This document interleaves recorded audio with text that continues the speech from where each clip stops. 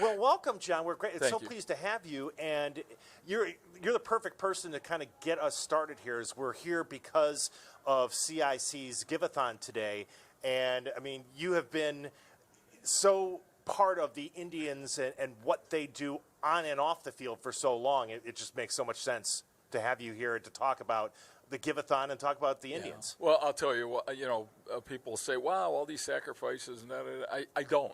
I'm blessed. I'm doing what I want to do. I'm truly blessed. So it's not worth having anything if you can't share it. I mean, that's the way I feel about it. And, coming down here, a lot of people come up, boy, they want to interview me and, what's going on. And I end up interviewing them. And I get the greatest stories in the world with families. I mean, it's a lot of personal stuff. I mean, baseball is a game where you can meet your new best friend next to you. Two things for sure, sitting in the stands and everybody listening and watching. One is you can manage a team better than any manager there. Of course. And two, you know how to spend the owner's money better than he does. So those two things are a certainty in life, and you can find that at a baseball game. But all joking aside, the beauty of the game is you not only see the game when you're down here, but it's the people you meet. Right. For people who don't know the story, when did it start for you? When did you first bring the drum? Why did you bring it? And how many games have you been doing what you do? Okay, well, growing up in Cleveland, and everybody who has, you're a seat banger. I mean, that's when we had real seats made out of wood and metal, not plastic. Okay, it's hard to bounce a plastic seat. But, in fact, kids would spread out. I was one of them, and you'd do two seats at a time, and you'd be banging and banging, and everybody did it in unison. During rallies or just to annoy the people around you? Oh, for rallies, yeah. Oh, yes. Never. These are felt because they don't leave marks. Okay. Although, oh my God, we got, 1 million witnesses now. I hit you. That's right. This ought to go, global. Yeah. Whatever. Anyway, really there's your pitching arm. Is that you're on the DL now? So, okay. Not your writing arm. No, is it? no, Okay. sir, it's not. But I would sit out in the bleachers. Great seats, but they had these redwood benches, and you could hit them with your hand, but all you do is hurt your hand. Exactly. You don't make a lot of noise except for you screaming. So I am a drummer, for real. I played, orchestra, fife and drums, pipe band, Dixieland, jazz. I started the Cleveland Blues Society here. I do a lot of polka stuff, Irish stuff. I So play you already had a drum? Yeah. Well, and I wasn't going to bring those because those are good drums. Yes. So I went, and there used to be a magazine, all before the web and everything, called the Trading Times. And I found a whole drum set for $25. And I got it. And I might have overpaid. I don't know. But let's just say it was worth $25. And this is the bass drum right here. Same drum. What year was it that you brought it first time? I started, the first game I was at with it was August 24th, 1973. It was a Friday night. We played Texas. We won. I think it was like 11-4. A friend of mine was at the game. I didn't know. We became friends later. And for one of my birthday presents, he scored the game. So I have it on the wall that's at cool. home. That's cool. First game, the attendance, the time, and everything. So that's a neat keepsake. And were you sitting up where you are now? Yeah, from the first it's game funny. on? I went to go there because I always sat at the bottom of the bleachers. All right, you'd come out. Mr. Jackson was the cop there, and we would sit and talk. I'd go, maybe 20 games a year. So I was down there and said, I'm going to do this, So I called the Indians, and they said, well, as long as you don't bother anybody. Okay. Right. So Did you hit them with a drum, too, when they said it? No. No, I was on the phone. I went ahead, and I got it, and I brought the bass drum, and I came in, and I sat down below where I usually sit, and then wouldn't you know it, 16 of them from East Tech date night, boy, girl, boy, girl, boy, girl, boy, girl, boy, 8 course. couples. And where do they sit? You know how big that place is, right? Yeah, cavernous old stadium. I yes. mean, right in front of the drum. First thing out of this guy's mouth, "You're not going to hit that thing, are you?" And I said, "Oh, well, I guess I'm really not going to hit this thing." Guy was making a beer run, passing me up. I said, "Are you going to hit that drum?" And I said, "Well, I can't bother anybody." He says, "Well, come here to the top. You won't bother anybody up here." And That's so how I you got found your right up perch. to the top, section 55. Excellent. Yep. There I was. Little did I know I was being led by God, one of his angels, to say, "This is the way it's going to work, John." I made it up there, and I played. And, I found out later, nobody knew where it was kind of coming from, and nobody knew who I was. And Herb Score, I think he found me somewhere in the 8th inning, and he dubbed me Big Chief Boom Boom. So, because he didn't know my name. So that's why when I autograph stuff today, I put Boom Boom on there instead of writing the drummer or something like that. So Boom Boom, and then people remember. Thank you, Herb Score. Yeah, absolutely. That's a So good story. what a great guy. And a lot of stories with him and Joe Tate and all these guys. How many home run balls have you caught up there, and have you ever caught a ball thrown by Trevor Bauer up there? No. I used to watch At least I Trevor, didn't but get he hit threw that- from I foul didn't pole get to hit foul that pole. time. Okay. He has the best arm, or he had the best arm on the team. Yeah, Now Cincinnati's got the best arm in baseball right there. Really, the only one was in these bleachers. The other bleachers, no one ever put Hit one that in there. bar, Right. On a bounce one time, one went in there because when they put the concrete down below for some activities, it hit the concrete and bounced in. But that would be some hit to put it in the bleachers no there. kidding, huh? Although I watched Mickey Mantle put it in the tunnel right next to it, but not in the bleachers. So that was, pristine territory. But I was watching the other night. They were replaying on STO. They were replaying the top 25 moments in the history of this ballpark, and you had a ringside seat at McGuire's ball that hit the Budweiser sign out here. He almost dotted the I Yeah. in Budweiser, but he missed by 2 feet, so he's not that good. All right. And then let's not forget Napoli. He actually hit the drum on a bank shot. He did. If it hit, I thought it was going to go higher, It didn't. It started dropping. And then I thought, oh, it's going to hit the drum. Then it just nicked the scoreboard. Bounced on the step in front of the drum, then bounced off of the drum, Okay. then the bottom of the scoreboard, and then out somewhere. So, he had the best shot of all, I guess, a bank shot. That's kind of tough to pretty do, good, a 2-bank shot to boot, with a baseball that far. How many games have you done now? Have you and the drum been here? Do you keep a running count? I was actually getting an award in California, the Hilda Award. And that was for somebody who was not a player that had the greatest positive contribution, to baseball. And they give that out every year to somebody. As in Hilda Chester? Yes. Yeah, as in for the Hilda Dodgers, Chester for the Dodgers. Yeah, from that's Ebbets exactly Field. right. Okay. So they created this award with me in mind, is what they told me. But every time they were running it, either they didn't have enough money or there was a game, and they knew there was no way I was going to miss the ball game. Right. And so I went out there, and I met a guy, Dave Smith. See how world takes you places? Sure. And Always. Dave Smith, who is a biology teacher at the University of Delaware. Now, what does Dave Smith have? The ultimate database of all statistics in baseball. He created this with a lot of help from friends. And what he did is he got every official scorecard with all the rulings, the weather, everything, the games played, what was short, because everything was there. He said at first it was difficult getting it from teams. Right. Then he collected. Believe it or not, the Hall of Fame never did this. But he did, and he has it back to 1944. So we were at dinner because he was getting an award.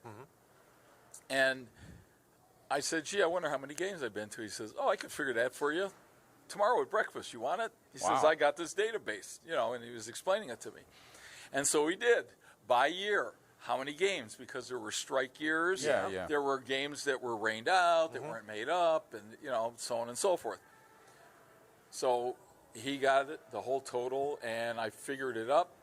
And that's why the Indians put a plaque out there when I hit my 3,000th game, but that was in 2011. Wow.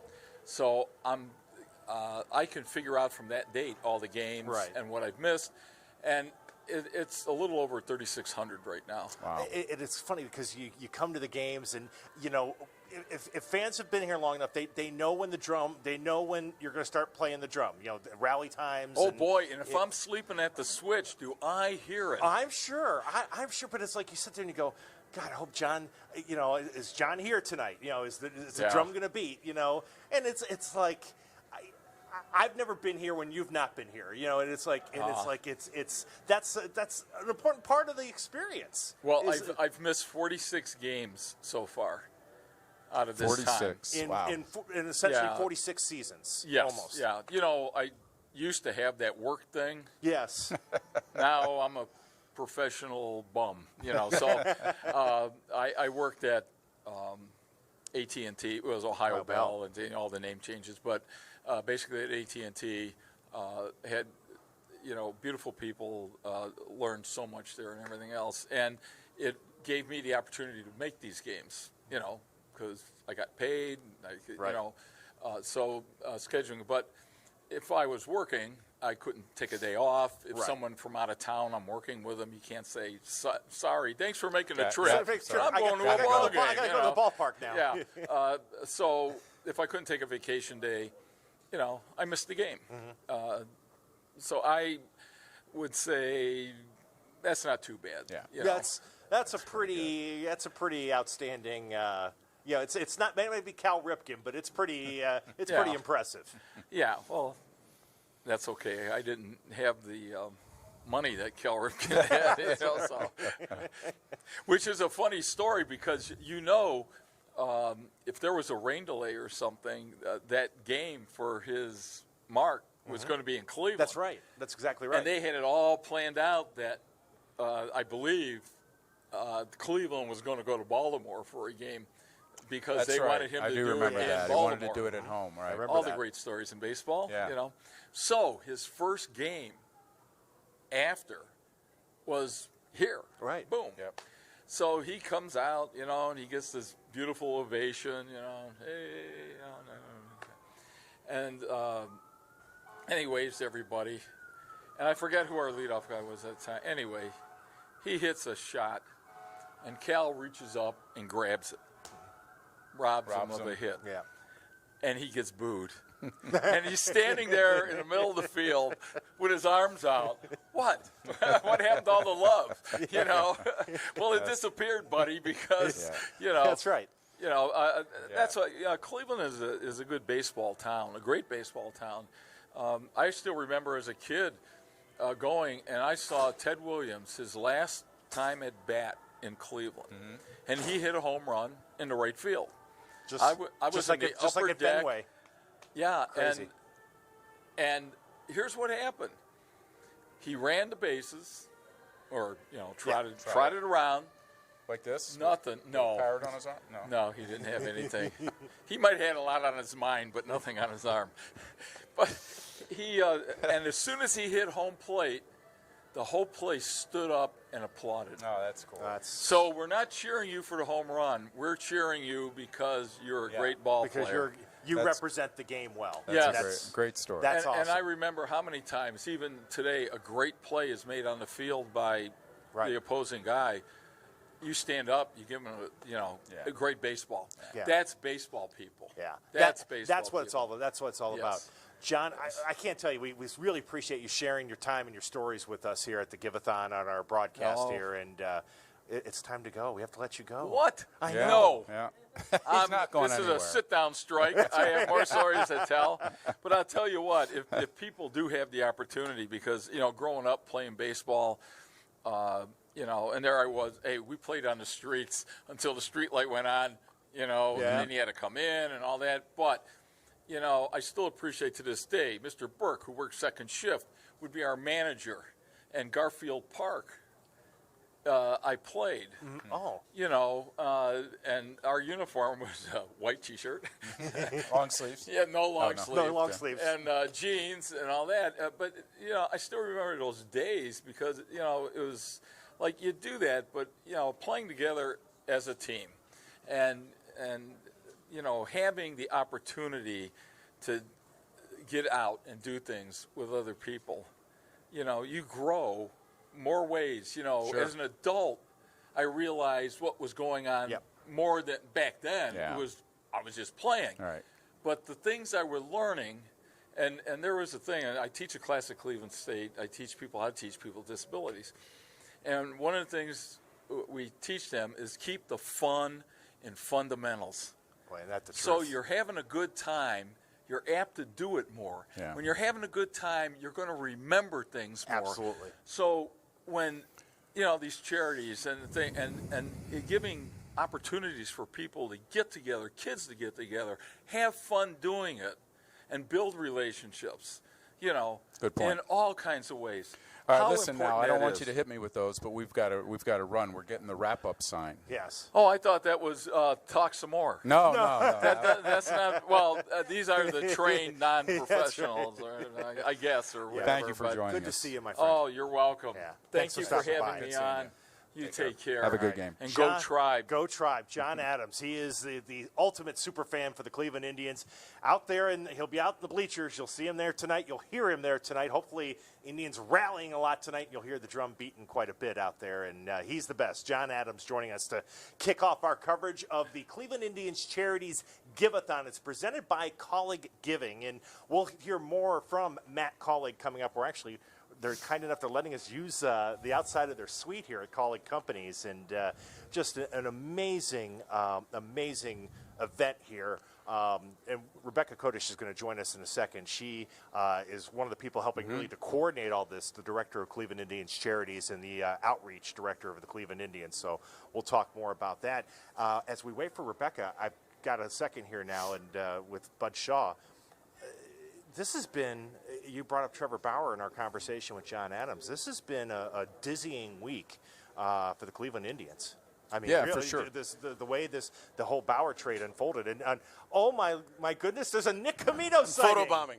Yes. Bud Shaw, you can't get away from I me. get enough of you as it is. What are you doing here? We are going to be anchoring sports from the ballpark. Ah. Here. So we're very getting ready nice. for the 6 o'clock news tonight. Because, and also, by the way, once Nick Camino's done and we get to 7 o'clock, tonight's game between the Indians and the Angels can be seen on Channel 3. It's Yep. one of our games of the year here for us at Channel 3. So, I mean, we're all Indians tonight. Yeah, it should be a great night. The Angels are in town. We're going to get a good look at this AL West division, right, with the Astros who are here. And I think things will lighten up a little bit now. I think we found out the Astros are Pretty the good. real deal. Yeah. And, so. we didn't even see Granky. We didn't even see Greinke. Greinke. This has been. I was about to ask Bud here as you sat down. This has been a pretty dizzying week here to kind of keep up with everything that's been going on with the Cleveland Indians with this trade. That's a good word for it. Yeah. I mean, you think about the trade deadline, you think about now, and Bud and I talked about this last Sunday, the competition that the Indians are going to face now. You're kind of away from the Royals and the Tigers now. You're going to start seeing some of these better teams. I mean, I think we said between now and August 18th is when they play their first team that doesn't have a winning record. But that team right now is the Mets, who have won a lot recently. Yeah. So even the Mets coming in is going to be a challenge for these guys. So we'll see. It's a legit pennant race. They start Yeah. tonight, 3 games out of first in the AL Central, a game and a half up, though, in the top spot for the wild card. So, I mean, It felt like on a weekly basis we discussed the Trevor Bauer possibility of being traded, even as recently as last Sunday. And I think Nick and I both agreed that if they could find a way to do it without hurting their chances of contending, that I thought the fan base would be accepting of it. If they in other words, if you trade them for prospects, people are going to say, "What are you doing? You're Right. trading it." But they didn't do that. They got 2 major league ready bats. They got a prospect in left-handed pitcher. I thought they did pretty well with what they were trying to do with that trade. And I know some people think that maybe they shouldn't have done it. How many times do you see a top pitcher traded from a team that's pursuing? Well, yeah. A division championship, but I still think it was a good move and a smart trade. Well, and they got a haul for him. And a lot of times, I don't know if you see that sometimes, if you know a guy's either a problem or he's not going to sign long term. I mean, the Reds are going to have their hands full. I think next year they'll be able to resign him because they'll have control over him, but they're probably going to owe him about $20 million. Right. Yeah. Then after that, I mean, he said it himself that he wasn't going to be back in Cleveland. So you were able to get a 24-year-old slugger, a guy like Puig, and some bullpen arms, or even a guy who they think could maybe start down the road for them. I think the Indians did well. I mean, we're not big on draft grades. We said that, and Yeah. I'm not big on grading trades early, but We got a long way. Yeah, long way to go. But long way to I go. think for what they got, in the American League, you got to be able to score runs, and Yeah. so that's I kind of think, what I they're think addressing. that was proven these last 3 games against the Astros. Yeah, I mean, I know there are added values to having a good top of the rotation starter because he saves your bullpen when he does pitch. That can help you in the next couple of days sometimes. But the fact is, I never thought that this offense, even as well as they played in July and as productive as they were in June and July, I never felt like this offense could go into October and win series. Agreed. Right. Agreed. So I think right now that, they're a better team for 4 of the 5 days of the week when when Bauer wouldn't have been pitching. They now have hitters that they can plug in there. And when you look at that lineup now, I know they only scored 1 run last night. I get that. But when you look at that lineup right now, it looks like guys are filling in now where they belong. And I don't mean this as a knock. And Kipnis would be the first to say it. You're not going to see Jason Kipnis as a cleanup guy. No, not anytime anymore. soon, No, unless not barring injury. So I think that they've made themselves a more dangerous team by what they did. They've beefed up. They're ready to go. And as we said, the schedule is going to get tougher. I noticed the Twins, they open up a series tonight against the Royals. Yeah. Now they're going to start seeing some of those bottom feeders. Yep. So Yep. you got to take advantage. You're playing up a weight class here. Even the Angels got hot at one point this year. So, you're into a stretch here. Angels coming up, then the Rangers. And again, Yankees, some of those teams you're going to see Boston. So you're going to have to bring it here every night. We're going to see what this team's made of. It's a pennant race, baby. It is. Pennant race. It is. My friend, thanks for stopping Great to by. be here. Again, Great to see Nick you will guys. have See you Channel over the 3, weekend. I'll see you right? Sunday, bud. We Okay. might be talking some Browns, but we'll see. Nick Camino stopping by again. He's on the field tonight for sports on Channel 3 News at 6. And then, again, we've got the Indians and the Angels tonight at 7 right here on Channel 3. Now, let's bring in Rebecca. Come on in. Hi, Rebecca. The Giveathon is the product of of a lot of effort and energy, but the person who is in charge of Cleveland Indians Charities and is the executive director of outreach is really at the center of this. Rebecca, congratulations. Thank you so on much. this. Talk to about this is now another year here of doing the Giveathon. Talk about. Yeah, absolutely. We're so excited. We're so happy to partner with WKYC on this. Thank you so much for doing this for us. It makes it's our such a pleasure. difference for our fans to know what's going on. So by helping us get the word out. So we're very excited. All the money that's raised tonight is going to go to youth baseball initiatives in the inner city. We've been doing this work for a really long time. So this simulcast is going to help us raise awareness of that work and also give our fans an opportunity to jump in with us.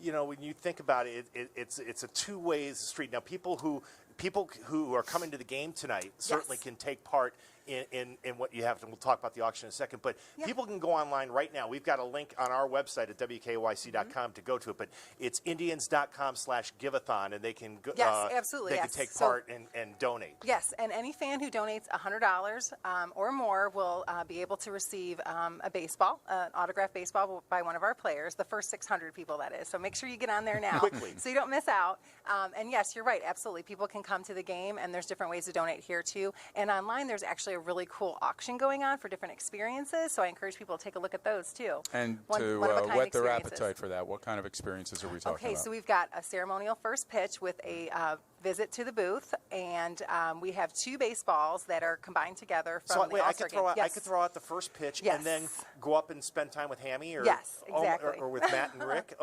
Oh my goodness. Yes, and everybody knows, well, maybe not everybody, but we just did the All-Star game here in Cleveland, and the American League team, all the players on that team signed a baseball. It's authenticated by Major League Baseball, and then we also have one from the National League, so that's going to be combined together. That's amazing. And then we have the Fox Sports Time Ohio bus, and And so fans can, put a bid in for that too, to go to Detroit for the game on the bus, which is kind of cool. very So, cool, Yeah, yeah. and a few other cool things, but those are a few of them that I think are pretty neat. And then when they come here tonight, if you've got a ticket, you're here at the game tonight here, and you're getting your dollar dogs, and Yes. you're getting you're enjoying the fireworks. But what Yeah. experiences can they bid on in the auction here tonight at the ballpark? So all the things that I mentioned before, but we also want to encourage our fans to go to the 50-50 raffle. There's going to be people in the stand selling the tickets, but we also have kiosks at both of the gates and near section 155. So those are some things that the fans can do too. John and John Carter and Matt's going to be with us, Kate, a little bit later on to talk more about youth baseball. But that's something, I mean, this has been something the Indians have really focused on. This organization has focused on, the RBI initiative, rebuilding baseball in the inner cities.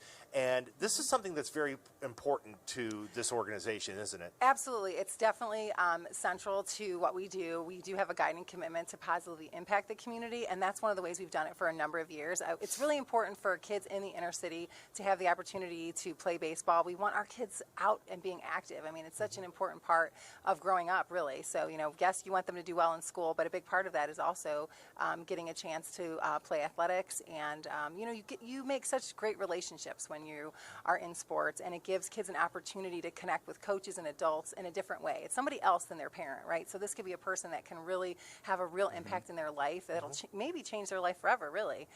So it's very impactful work.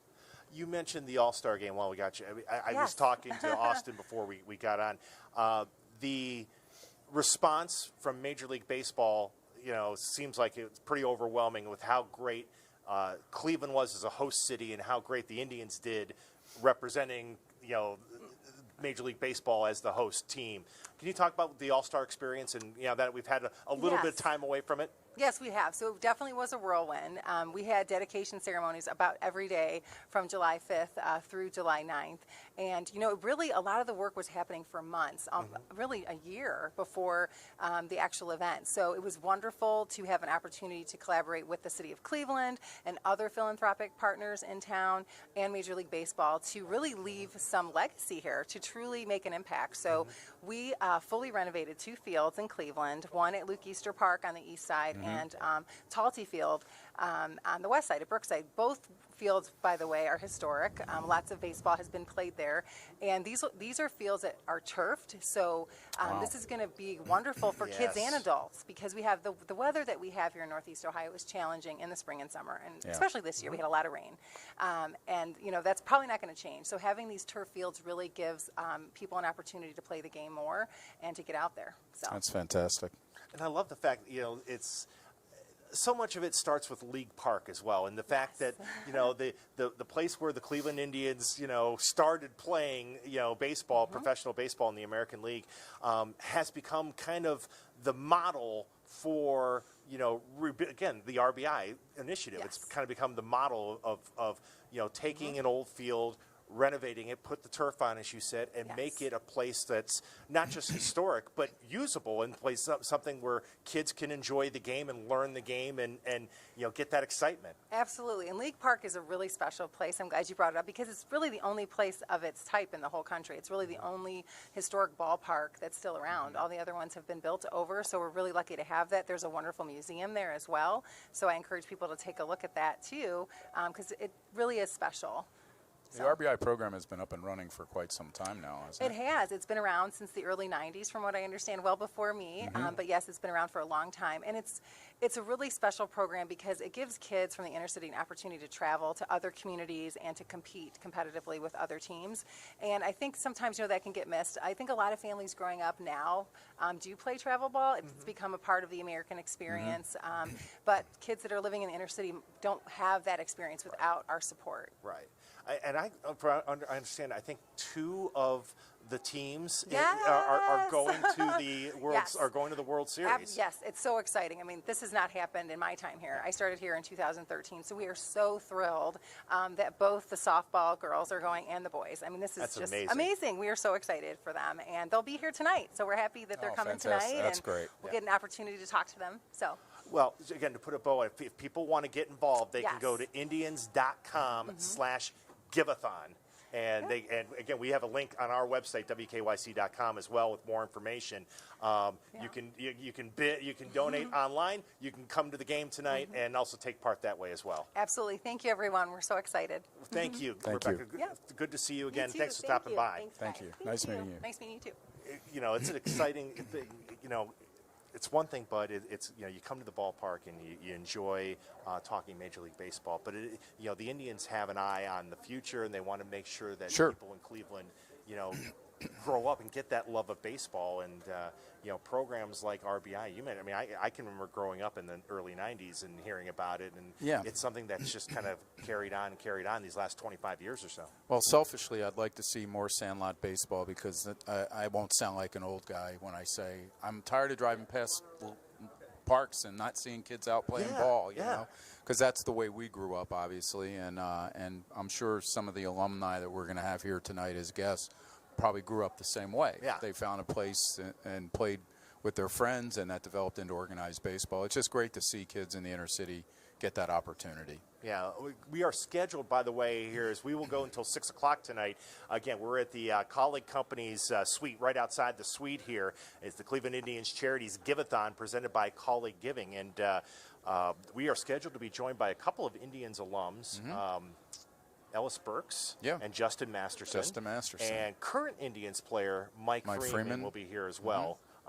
Amongst others that are going to be popping by to talk to us. So I'll be interested to talk to Justin and Ellis because, Masterson, I feel like he was just yesterday. He was, our opening day starter. I know, for the time Cleveland just flies Indians. by. Same with Ellis Burks. You look and you think, oh, he was probably here 10 years ago, and you realize it's more like 16, 17, 18. But he had some great numbers while he was here, and he was a big clubhouse guy. He was a guy that they wanted to bring in here to help them transition with some younger guys, and he was a tremendous teammate. Yeah, it was that 2001 year. It was the first year without Manny Ramirez, and they had Ellis Burks, and they brought in Juan Gonzalez as well. And that 01 team, it was kind of the last year of the Jacobs Field era that they had gone to the playoffs virtually every year since the ballpark had opened. People forget. That was the year, wasn't it, that the streak stopped? Yeah, that was the year the streak stopped, and it was also they were playing the Mariners in the division series. They won the division. The Indians had lost the division the year before. They missed the wild card by one game. Came back in 01, won the division. And Seattle had won a record number of games in that regular season. The Indians, like 116. The Indians had them against the ropes here in Game 4. Could have knocked them out. Couldn't knock them out. Had to go back to Seattle and lost that series. But that was a good Indians team. You had Sabathia, and it was a rookie that year, and Colon was their ace. Yeah, that was the year I think Charlie Manuel was lobbying hard for CC to come out of camp as a starting pitcher, part of the rotation. And we all know that, the organization generally likes to bring those guys around more slowly. Yes. But did he win 17 games his rookie year? Did. Yeah, something like that. So, it was, So Charlie could say, I told you so. Right. And would. That's exactly what he would say. So. He would, and it's great. It's again, if you haven't had a chance, if you go on to Sports Time Ohio, if you get a chance, watch that 25 great moments in the history of Progressive Field, Jacobs Field. One of those, it's amazing to see Charlie Manuel, and he still has that enthusiasm when he talks about those times. He talks about Jim Thome. He talks about the comeback, because obviously one of the great moments in the history of this ballpark was not number one, but I think it was in the top three, was the comeback on that Sunday night game against those same Seattle Mariners in 2001. Yeah, Charlie was a guy that when you were on the road with the team and you went down, he woke up, went down for a late breakfast, he was usually sitting there ready to go to the ballpark for a 7:30 game, So he wanted to be part of it. Part of that feeling around clubhouses and ballparks. He was a really fun guy to cover, and I thought his connection with Jim Thome, everything about him, it was a big part of that Indian success. All right. Hey, Hal. Stacy, welcome in. Thank you. Thanks for having me. Stacy Langle is the executive director of Kaulig Charitable Giving programs. Yes, and that's right. this is so much of today is about what Kaulig Giving is doing here as a presenting sponsor of the Cleveland Indians Charities Giveathon. Talk about the commitment that Kaulig Giving is putting out here today. I'm excited to talk about it. So, just to give a little bit of background, Kaulig Giving represents charitable giving and community involvement from Kaulig companies. And we've given so far to more than 60 nonprofit organizations in Northeast Ohio and beyond. We focus on the well-being of children and families, and that matches really well with what Cleveland Indians Charities, their work and what they focus on, which is the youth baseball and softball programs, and supporting organizations like the Boys and Girls Clubs of Cleveland and the Cleveland Baseball Federation. So the two of us came together, these two organizations came together to kick off the first ever Cleveland Indians Charities Giveathon. And so here we are today. And the throughout the game, on air, and in the ballpark. There will be all sorts of fun activities, and we'll be encouraging everyone to give. And then, of course, Kaulig Giving has a big role in that. So. And again, you go to Indians.com/Giveathon, and you can start donating. You don't have to come to the game tonight. We want you to come to the game, but if you can't make it to the game, and of course they'll have the game tonight on Channel 3 with the Indians and the Angels, and there'll be again many stories throughout the night from the guys. We'll have interviews, and Matt will be here, Matt Kaulig, and he'll be a part of the activities and festivities this evening as well. And we do have a couple of exciting announcements, so if you're ready for those. I was going to say this looks exciting over here. If only there was somebody here with a drum to do a drum. So we have a drummer, and we have a check here as well. I mean, this is fantastic. Well, we do. So our first announcement is to follow Matt Kaulig on Instagram, and those followers there's a whole list of instructions. You will be entered into a drawing to win 2 tickets to be in the Kaulig Companies Club, which is the premium club here at Progressive Field. It's amazing, and we are excited to give away a couple of those tickets.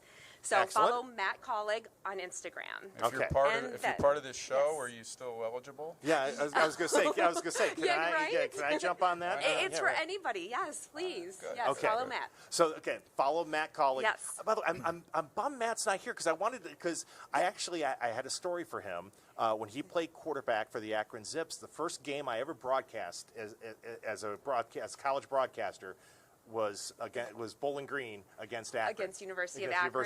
I wanted to have some fun with him. I'm sure he would love to talk with you about that. He is on his way. He will be here this evening. But I'm happy you're here because, number one, to talk about the Instagram. What else do we have going on? So what else we have? Kaulig Giving is really super excited and honored to lead off the Giveathon with I've always $25,000. There we go, John. I've always wanted to hold. There we go. I've always wanted to hold a big check. I know. The Cleveland Indians Charities, $25,000. Yes. Fantastic. Yeah. Fantastic. That's how to kick off a Giveathon, folks. Absolutely. We are excited. We want to encourage everyone else to give, to be a part of this Giveathon. And I should also mention as well, if you give $100 or more. There's more? But this is from the Indians. If you give $100 or more, I think it's the first 600 donors. Yes. They get an autographed baseball, and it's awesome. It's Tito, I think Shane Bieber, Mike Clevenger. All of our, great good. players. That's amazing. Yeah. That's amazing. Again, Indians.com/Giveathon to find out more about how you can donate. Make sure if you're coming to the game tonight, you'll have many opportunities to donate, to find out more, to take part in the Cleveland Indians Charities Giveathon presented by Kaulig Giving. Thank you. Thank you, Stacey. Great to see you. Worthy of a John Adams Congratulations. drum roll. Thank you, John Adams. What an honor. Thank you. I mean, you can't. I mean, you have a drummer. I mean, you gotta have it, right? We should get that for the podcast, Crane. Exactly. Just a little drum roll every time we sit down. Yes. How about it? Yeah. Every time you and Axelrod, sit down. Yeah. Beat the drum. Come on, let's go.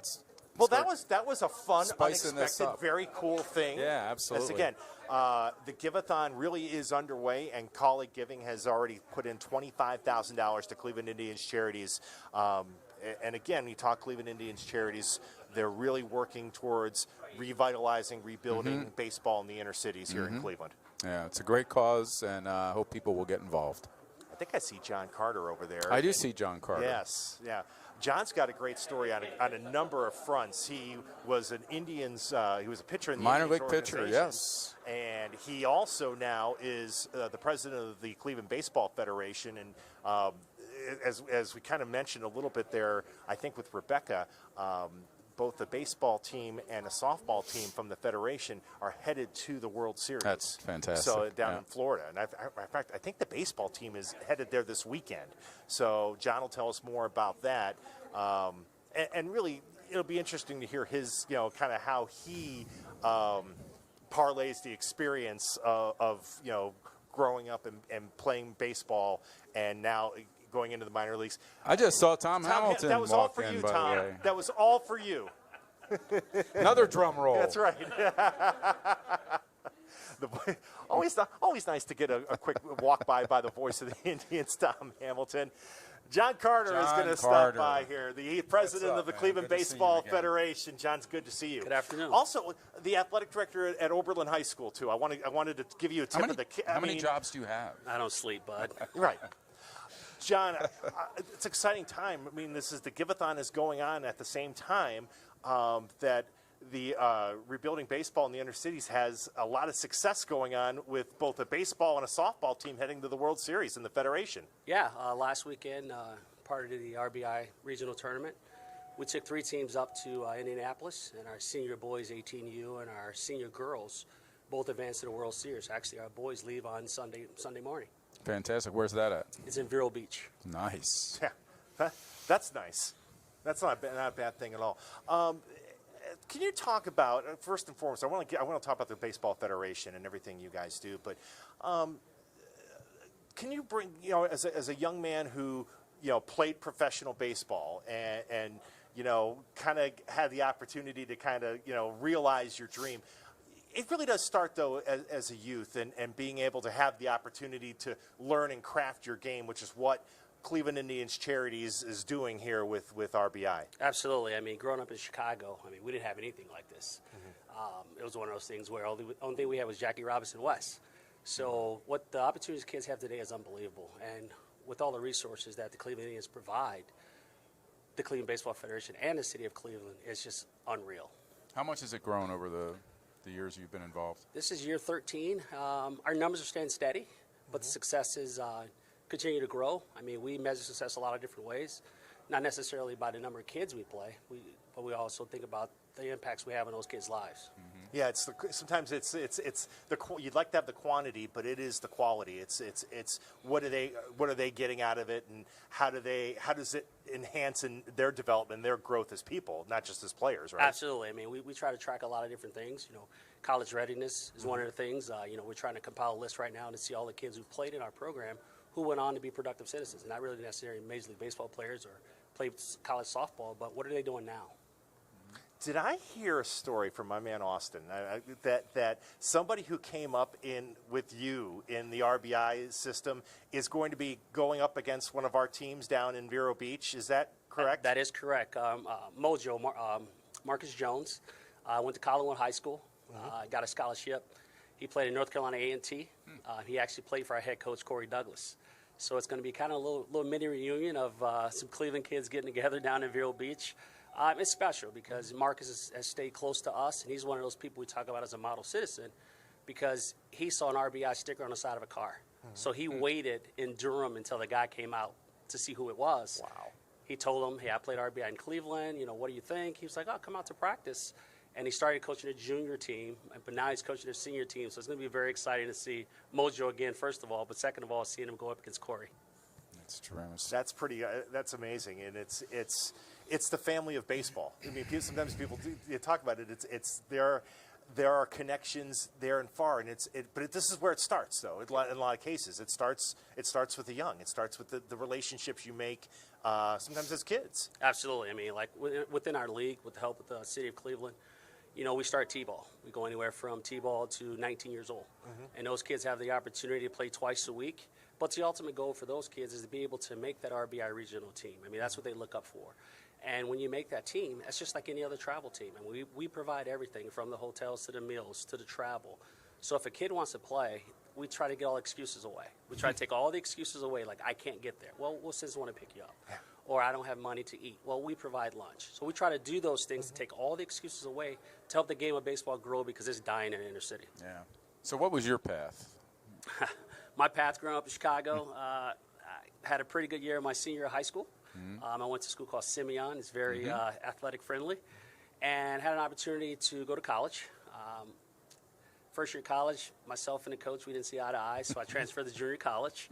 At that point in time, I was already drafted. I got drafted by the Pirates out of high school. College didn't work out for me at that point in time, so I went professional.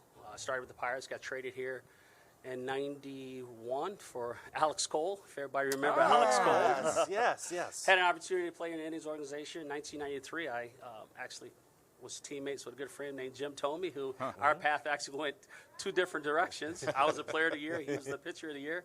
And I just kind of stayed around Cleveland. I had Tommy John surgery in '96, kind of bounced around the minor leagues, and got a phone call from Bobby D.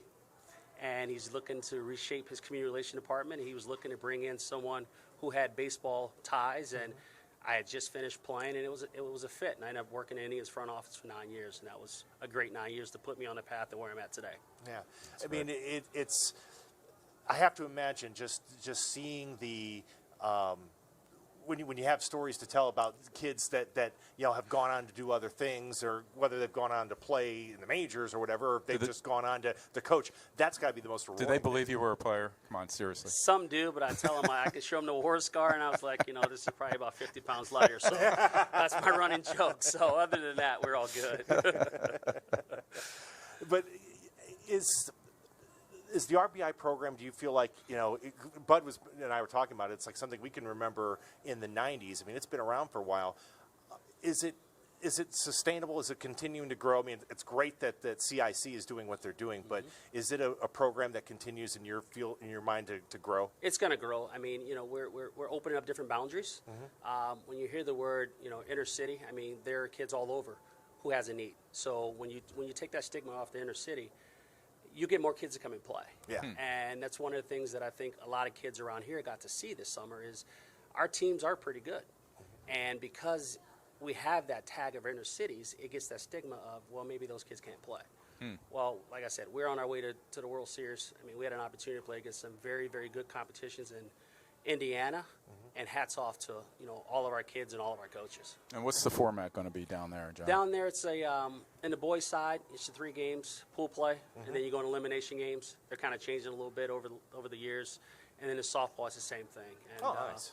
Softball for us has been very successful over the years. I mean, we went on a string of 9 straight appearances at the World Series. Yeah. We won the World Series back in 2015. So, people around the country, they know Cleveland Baseball Federation RBI. They understand, they know what we represent, and they know what they're looking for when we show up. It's we were talking to Rebecca about this earlier. One of the nice things about the recent All-Star weekend, really it was All-Star week that we had here, was the dedications of the fields. And I mean, these historic fields are not only just being dedicated, but they're historic, but they're being used, and they are beautiful. The new playing fields, seats, everything.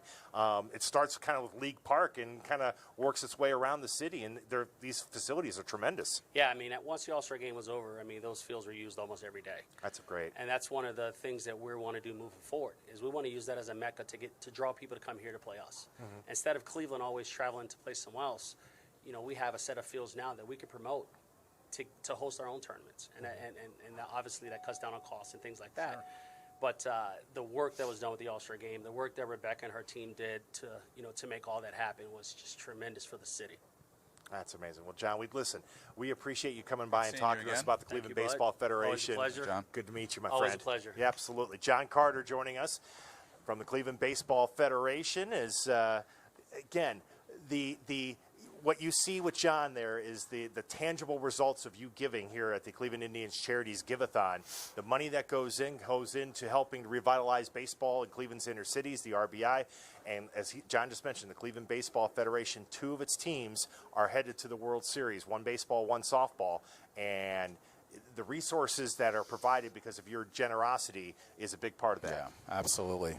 It's a great event, and I hope people will help out as much as they can. Absolutely. And we'll certainly keep tabs. We'll let you know as the next couple weeks progress here how those teams do in their respective World Series. But the Giveathon continues where, again, it's the Cleveland Indians Charities Giveathon. It's presented by Kaulig Giving, and we just saw the Kaulig Giving donate $25,000 to CIC to really help kind of get the ball rolling. But they could use some of your help as well.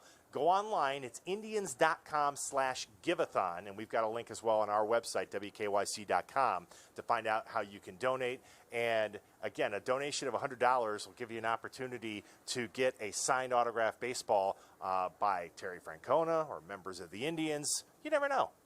Have you ever thrown out a first pitch? Do you know? I never have. My dad threw out a first pitch at an Akron, now it's Rubber Ducks, but an Akron Arrows game. He had he had gone in the year before. He had gone in cardiac arrest at the ballpark, and one of the restaurant's manager gave him CPR and helped revive, get him back and basically bring him back to life. So a year later, my dad's cardiologist, and the gentleman who helped him out, all got together, and Dad threw out the first pitch. But I never got to throw out a first pitch. So not only it's one of the things you can win by donating. Not only can you get to throw out a ceremonial first pitch here at Progressive Field, but you can also spend time with those guys that were walking by a little bit earlier, Tom Hamilton and Jim Rosenhaus in the Indians radio booth. Yeah. Any time you can spend with Hamilton is time well spent. Not that Rosie isn't. But I mean, I've gone up there to talk to Tom when I've done stories on him in the past, and it's been a great experience. You know, I think there's a promotion coming up because this is year 30 for Tom in the Indians radio booth, and I'm sure he'd be like, why do you bring that up? I mean, don't bring but it's I think I remember talking to him when he had his 10-year anniversary. Yeah, I know, right? That seemed like a long stretch, for these guys, and now here he is. Hopefully he sees another team go, into October with a chance to win something. Well, you feel like with Hammy, like I think we do, not just because we work with him, but we're friends with Jim Donovan, and God, it's one of the things you want the Browns to have success because I want Jim Donovan and Doug Deacon to get to call playoff games. I want Tom Hamilton to call the Indians winning the World Series. I mean, they've been so close 3 times. He deserves it, and a world championship with Tom Hamilton not calling it wouldn't be the same for me. For the it's Indians. what I really like about Hamilton too is that if you just get in your car and turn the radio on, you can kind of tell in the first 20 seconds if he's exasperated with either the umpiring or something else that has gone on. So it's really genuine, and he doesn't try to hide what he thinks about stuff. And it's pretty refreshing. Yeah, we have more guests here going to be popping in here on the Giveathon coming up here in just a few minutes. I think Matt Cada is going to be joining us. He's the head of the Indians youth baseball program. He's a former major leaguer himself, and he's also from Greater Cleveland, played his high school ball at St. Ignatius. So we'll talk to him about, again, the benefits of you donating here at the Cleveland Indians Charities Giveathon presented by Kaulig Giving, that money going into helping to really stimulate baseball in Cleveland's inner city in the Cleveland area. Yeah, this is the sport that I grew up being in love with, playing it every day in the summertime, unorganized. I want to say disorganized. Yeah. It was both. It was unorganized and disorganized. Yeah. But then playing organized baseball and playing it all through high school, it was just there's nothing like it. I still think it's a fantastic game. Sometimes you can think that maybe it's generational, that kids aren't out there the way we were, and they probably aren't. There's a lot more distractions. But that experience at Play Ball Park, sort of brought it home to me that there's a lot more young kids still excited about baseball and involved in baseball in various ways, whether they're playing it as a passion or not. I gotta tell you, I think you mentioned Play Ball Park, the All-Star experience in Cleveland. I was in college in 1997, so I was kind of in and out and around of things. Yeah. But to be more involved as a member of media this time around, I thought the Indians, the city of Cleveland, the Greater Cleveland Sports Commission, and Major League Baseball did a heck of a job on the All-Star game. Yeah. I thought it was from top to bottom, from the first day at Play Ball Park to the last night of the All-Star game. I thought it was brilliant. And for a town that's been disparaged in some ways over the years unfairly, for a part of the country that you know, people don't associate with great weather all the time, it was like Central Casting in Hollywood. Yeah. Like ordered the weather for the week. It was unbelievably Right? perfect. It was those pictures, sunset on the night of the All-Star game were fantastic. It was just, I spent a little time with Bob DiBiasio the other day just talking about various things, and, you know, kind of taken aback still that everything was as perfect as it was here for that week. You know, you talk to people like Bobby D and people in the Indians organization. They said, you know, one of the things that Major League Baseball loved about the All-Star experience was the fact that everything in Cleveland is so close together. Logistically, it worked out well. Is Matt ready to roll? Yeah. All right. What's going on, fellas? All right, he is. See ya? Fresh off the field, Fresh too, off. I right? was going to say, you look like Sorry, I didn't- Authentic. you look like you could still. Authentic. Matt, you look like you could still play. I mean, come on. Well, yeah. I mean, come on. Yeah, look good, feel good, but yeah, try to stay in shape. Pride of St. Ignatius High School, major leaguer, now running the Indians youth baseball program. Matt Cada joining us. It's good to have you Yeah, here, Matt. thanks for having me, guys. Absolutely. This is a great day, huh? Well, it is a great day, and talk about what the Giveathon means to you. Is, you know, what you're trying to do, like with John, and the same vein, really promoting youth baseball and getting young people, excited about baseball and softball. Yeah, absolutely. I mean, I think the day is just another way to showcase what a great city we live in Cleveland, as far as people who are passionate about the game and willing to give back. So certainly that's what this day is all about. And then when you look at, you know, youth baseball and softball and kids playing, you were talking about it before, you know, I'm partial to it. It's the greatest game in the world, and we know that there's so many life lessons ingrained in it. And we know sport in and of itself is just a tool to develop, you know, major league people, and that's certainly our focus when you look at, you know, what we're doing with our youth baseball initiatives. Tell us kind of your path to learning to love the game of baseball, taking it to St. Ignatius, and then taking it to Vanderbilt, then taking it to the majors. Yeah, I mean, certainly, like, family, mom and dad were at the center of it. I mean, my first games were going to Municipal Stadium and watching, watching those Indians. And then from there, I think. What year are we talking about here? So we know well, which, I mean, which so Indians I was born you were in watching. '78. So, I mean, the Felix Fermins and the There Joe you go. Carters and Corey Schneiders. And, I saw Greg Swindell's debut, which I know, looking back, it wasn't but we stuck it out for, I think it was like 25, or what the final score is. But, those are great memories. Obviously, we know that, baseball was the heart of a lot of great memories that I spent, with my family. And then, playing it, it started in the backyard and the neighborhood games and the pickup games. And then, growing up in Menor, playing recreational baseball. And then as you got older, you got a little more serious. And, I was really fortunate to have some outstanding mentors and coaches to guide me through that process. And then, as you develop, you get opportunities and you make the most of those opportunities. And so very fortunate,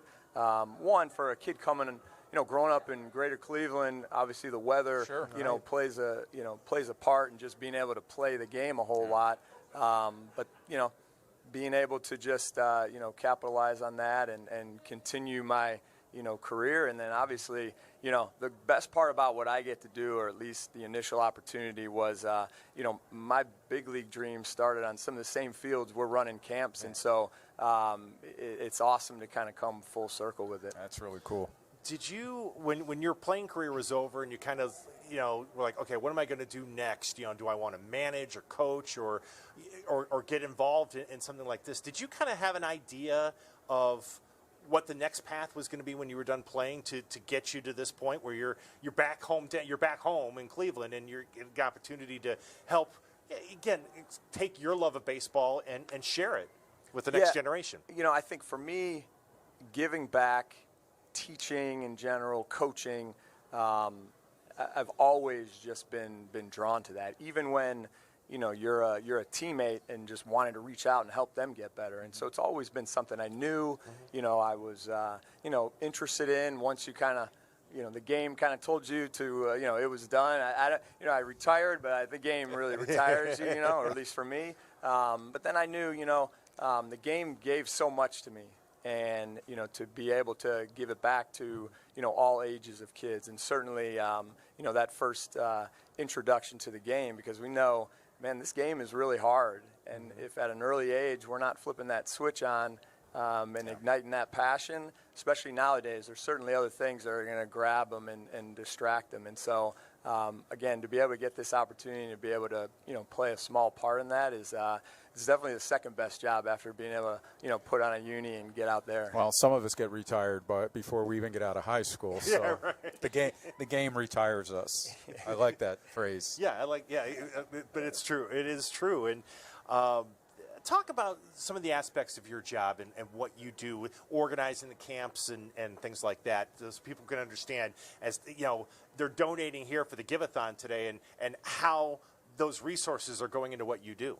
Yeah, so no doubt. When you look at our vision and mission of what we do, we use baseball to transform lives, and with the mission of, we want to positively impact the youth baseball and softball playing experience. And so the ways that we do that, you kind of have players, coaches, and parents. And so I think with the players, again, just coming off of a great week of camp and Independence, our last week of camp in the summer, those are programs where, myself and a great group of coaches are out at the fields, hands-on, we cap out at 80 kids with 80 kids, and just getting them to love the game and teaching them the fundamentals. And then, we have partnerships with, area leagues around town, the recreation leagues. And, we have a program called Rally Cap that really focuses on that 5 to 8 year old age, that initiation to the game. And that's essentially a program where we kind of get in and train the coaches, give them some resources. And so then, that's where we kind of look at, different ways that we can really scale, our impact. And so we know coaches, you can impact, a lot of kids in a lifetime, and really, that's where we can really scale what we do. And then ultimately, I think it's, with parents, I think it's just educating them, because I think a lot of parents kind of have the FOMO, or they're uneducated and they're just going with the status quo. And so, to be able to, one, have the platform of the Indians, and then to be able to certainly partner with great people, and then really use our resources to be able to, have, front office personnel, or, some of our, major league and minor league staff, come out and collaborate and do a coach's clinic. Right. We just want to be a resource for, kind of all three of those buckets: players, parents, and coaches. Yeah, what's the age span of the kids that you're dealing with at these camps? Yeah, so our camps are, ages 6 to 12, and then, as we kind of just expand on, how we're able to, just provide opportunities for, that 12 and up player, because, it's recreation, and then the reality of just the way that, the youth baseball and softball world is, we kind of have a rec opportunity kind of diminishes, and so then they kind of get into travel. And so, just finding ways to continue to, provide development opportunities for, all ages up to 18. Last thought, you talked about it's you have to sometimes fight other distractions that kids have nowadays, and whether it's the video games and Fortnite and everything, to get them to go outside and do baseball. But once you get them to camp, I think they stay there. It's like, once you can get them out, if you can get them outside and get them to say, oh, this is cool, they want to stay with you, don't they? And continue to grow and develop. Yeah, that's certainly our goal once we get them. I think the reality is nowadays kids just don't know how to play. You're seeing everything is structured at an early age, and there's a coach or an adult. And so that's definitely, as we get them into, 5 days of camp, full day, 9 to 3 p.m., we're showing them, hey, it doesn't have to be always 9 guys in a field.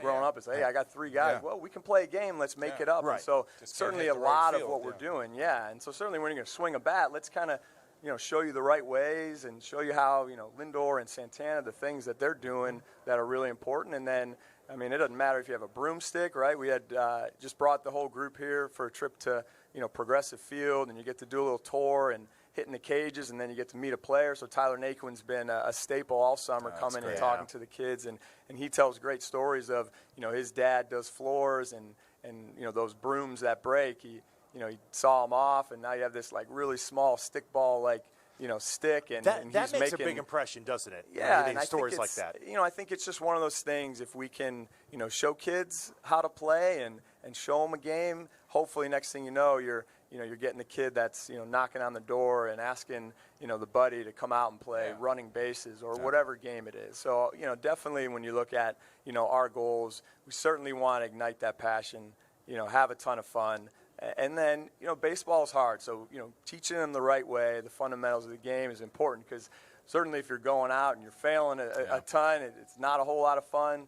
And then, as we all know, it's a game. You're meeting new friends. And ultimately, it's like, listen, are we going to be, is our main goal to create Major League Baseball players? I tell the parents every week, I don't know, right? There may be. But we're certainly going to, set the foundation of creating a major league person. Right. Exactly. And it's like John was talking about. It's the quality, the quantity of how many kids come out is one thing, but it's the quality. It's the kind of person they become after you're done. That's what you're trying to shoot for. And I think too, when we look at coaches, I think that's the next area. Certainly you have things for the players, but the coach at the rec level, it's sometimes they're pulling your arm. Hey, we need coaches. We just coach, and it's like, I don't really know anything about baseball, and I think. The unfortunate part, or the reality really is, and to kind of borrow a line, is I don't care if you're a volunteer coach or a coach, our impact and influence, it's never neutral. And so a lot of times, unfortunately, I hear from parents all the time, they have a really negative, experience around a coach who just may not have had great tools or any direction. And so that's certainly, when we're looking at coaches, providing them with those great tools so that regardless of if you know anything about the sport of baseball, you're still providing, a great positive environment, and a kid's, looking back, baseball's over now around town. Right. And whether it's camp or, your season's done, do you want to play again next year? And so certainly that's what we want, because whether or not they become a Major League Baseball, however far it takes them, certainly we want baseball to be, as they go and move on, and then eventually have a family. We want them, baseball being at the center of their core, of what they're doing. Yeah, That's good to see. guys. Thanks for having me. It's Appreciate great to it. see you. Yeah. All right, Matt Cater joining us. He is the head of the Indians Youth Baseball organization. He coordinates their camps. He's also a former major leaguer. He's also a former St. Ignatius Wildcat. Is there security? Could security have this man removed, please? They let anybody over here? I mean, that's right. That's right. He was. So Chase went to camp with Kata this week. Yeah. And he came home like loving this whole thing. Huh. Oh. Yeah.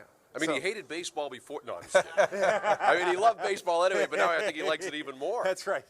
So yeah, a lot of fun. That was great. Al Pulowski is our guest. Good to see you, my friend. Yeah, good to see you guys. Here we are. Yeah, here we are. Well, here we are here at the Giveathon, but we are here at a point here for the Indians where I used the word earlier with Bud and with Nick Camino. It's been kind of a dizzying week when it comes with the Indians with everything that's been going on. Yeah, it certainly has. I mean, it started with Trevor Bauer throwing a ball over the fence in center field, and then continued on to Trevor moving on to Cincinnati, and then some new players in the fold. So a lot happening. It's great because the Indians are in that position once again to compete. Back in April and May, some people had their doubts. But the way this team played in June and July, they put themselves in position now to get to the postseason again. Right now, if the season ended, they're the top wild card team. Still can run down the Minnesota Twins. So to get these guys, these right-handed hitters, in Puig and Reyes, these are a couple of guys that the Indians needed in their lineup for balance, for power. They got them. They got some nice prospects too, but these two guys are really going to have. I happen to like the Bauer trade, but what I do best, Al, is play devil's advocate. Right. So you just said that's why I like you. It is. You just said that they played so well in June and July. Yeah. Why trade a top of the rotation starter if you've already had a record with this lineup that was as good as it was those 2 months? That's a great question. Thank you very much. Bud Shaw always asks. Good night, he everybody. always asks the tough ones. Good night, everybody. Walk off, Bud Shaw. Walk off. Drop the mic and just head out the door. No, I think there's a couple of reasons. One, I think it was fairly obvious that Trevor Bauer wasn't going to be a part of this organization after next year. I mean, he said it. He wants to sign one-year contracts. Arbitration coming up, probably somewhere between 18 and 20 million is what he's going to get, which is a lot of money. The longer you wait on him, the value just is going to decrease because the team you're trading him to doesn't have that control. So I think the Indians looked at it, figured at some point here in the next 6 months, we're going to be trading Trevor Bauer. If we trade him right now, we can probably get the biggest haul. I was surprised at all they got. I really was. I mean, if they would have gotten just Reyes and a prospect, that would have been good. You would have liked more. But to get Reyes and Puig and then 3 prospects, that's even better. So I think they moved him now, figuring we can get the biggest haul for him now. We're going to have to move him at some point. And finally, this lineup did need some help. It needed some balance. It needed right-handed power. So you hate to lose the top of the rotation guy. And that's exactly what Trevor Bauer is. He could be a Cy Young Award candidate next year. He's not going to win it this year, but he could be next year. So it wasn't an easy trade to do, but that's why they did it, to get these hitters in now and to get the most value for him because his value is never going to be higher. Listen, I think the front office has to look at not just who you're playing in the regular season when you're having success, because everybody has soft spots in their schedule. No question. But you have to look beyond the regular season and say, is this a lineup that when October comes around, are we capable of going in and beating Houston or beating the Yankees or beating whoever? Right. And I think they rightly came to the conclusion that as good as the last couple months have been, that it's not that kind of lineup and that it would be asking a lot of young players who haven't been proven to stand up under that kind of pressure. They would be asking a lot of them. So now you bring in a guy, a veteran bat with power in Puig, and you bring in a younger guy, but also a guy that can knock it out of the park. Reyes, And you've got you got a left-handed pitcher who maybe in 2 years from now will be saying, wow. I was going to say, Al, what's your feeling about Logan Allen? What's your feeling about Allen? Because he's not here right now. Right. But in his major league debut, he pitches 7 shutout innings against a good Milwaukee offense. Yeah. I mean, that's got to count for something when you think about him and what he could be going forward here. That debut was solid. The other starts he's had, he's got knocked around a little bit. But I think it's just from being a younger kid. He came up, he's very young. He still needs some topping off development-wise, I guess is the best way to put it.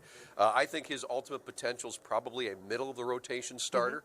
The Indians don't have left-handed starters. I mean, they haven't had. Now, they've proven if you've got a bunch of Cy Young Award candidates, if you've got Kluber at his peak and Carrasco and Clevenger and Bauer and Bieber now and guys like this, you don't necessarily need to have a lefty, but it's nice to have.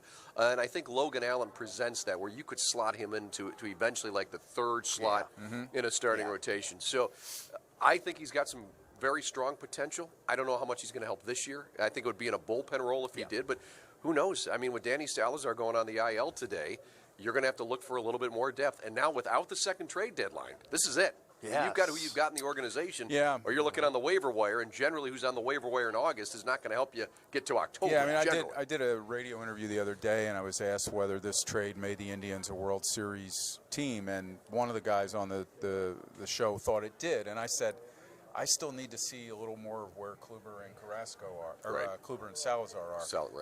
Unfortunately, that was before Salazar has a start and has to go on the IL again. So I would take him and not even include him in the conversation. I think they still need to see something more out of it. And it's a lot to ask for a guy like for any pitcher to come in at this point in the season. But I still feel like they've got to find something else starting pitching-wise now. Right. Yeah. Well, and I think they're counting on Kluber. They're hoping for the best. So far, everything's been great with his rehab. He's coming back right on schedule, maybe even slightly ahead of it. He's had some great workouts. And the good thing is, I mean, it's terrible to have a broken arm. But if you're a pitcher, you'd rather have a broken arm than a blown out elbow or blown out shoulder that's going to linger. Because once the arm is healed, now you just got to ramp back up. Right. And the broken arm has not affected his delivery in any way or anything of that nature. So I've been asked this question, and I'll ask it of you. Are they looking at him right now as a guy who, when the postseason comes around, or late September, important games, could go 6 or 7 innings? Yeah, I think so. I mean, if everything goes according to plan, he's going to be back sometime between August 15th in a completely optimistic scenario to, say, around August 31st, September 1st. But he'll be back somewhere in that time frame. So you're going to figure he might have 6 starts, 5, 6, maybe 7 if you got that much out of him before October hit. You figure with that number of starts, because of everything, he's pitching a sim game tomorrow. If the sim game goes well, they might send him out on a rehab start as soon as next week. Those go well, he's going to have some games under his belt. Then he'll have major league games of 6 or 7. So, hey, if he's right, he's going to be the strongest he's ever been in October. How many innings will he have under his belt? Like in these rehab starts, are they going to be 3-inning starts? I think they'll start with 2 or 3 or pitches. You know, you might start with 40 pitches, then you move it up to 50, and then Build 'em 65. up, build 'em up. And then when he's ready to go 75 pitches, he'll probably get a start up here and hopefully get 5 innings out of that first one. Have you stood next to Puig and Reyes yet, or at least especially I stood close to them. Reyes? And you know what? I just hope that Freddie Kitchens doesn't want them for his team because you could play him a linebacker, offensive lineman. I mean, tight end. These guys are huge. Can either of them Huge. kick? Yeah, that's what the Browns really need, isn't it? Well, Phil Dawson's in town. That's Maybe they can right. talk I him wouldn't into let him out of the building today. Yeah, I'll Me tell you what, too. though. These guys are, I mean, the power there is sick. You saw Puig hit the ball yesterday. I mean, the ball just jumps off his bat. Reyes is going to be the same way. That ball looked effortless that he hit. He's got, obviously, he's got a big upper body. One of the things we were kind of laughing at before the show, certainly there's been no reason to laugh during the show, Al. But, None. Zero. But before the show, is Puig saying that he's looking forward to talking with Francona over the next couple months. There's no way he stays here beyond this year. I highly doubt it. You know, he's going to want a pretty considerable amount of money. And if he does, I mean, he's got more incentive right now in these last 2 months than anybody. He's going to be a free agent. You know, he's been in some stuff when he was down in Cincinnati and before that in L.A. So I think he wants to prove himself that, hey, I can really produce in the last couple of months on a team that's rolling toward October. I can help this team get there. We can win once we're in October. And if he does that, he's going to have a pretty high I mean, this is a guy that publicly admitted that he didn't always give great effort when he played in the last few years with L.A. And this is his chance now, I think, to show the next team that he's going to sign long-term with that he wants to change. And who knows? I mean, you never say never. A pennant race in a walk year is a good incentive. Yeah. So you never say never, but I would put his chances of being here next year at about 5%. How's that? Yeah. He is, Jim Donovan refers to you as the great Al Pawlowski, the award-winning Tell Al Jimmy Pawlowski. hello. Yeah, I was looking for him today. I can't, you know, he's busy with Browns camp. Yeah, he's busy at Browns camp.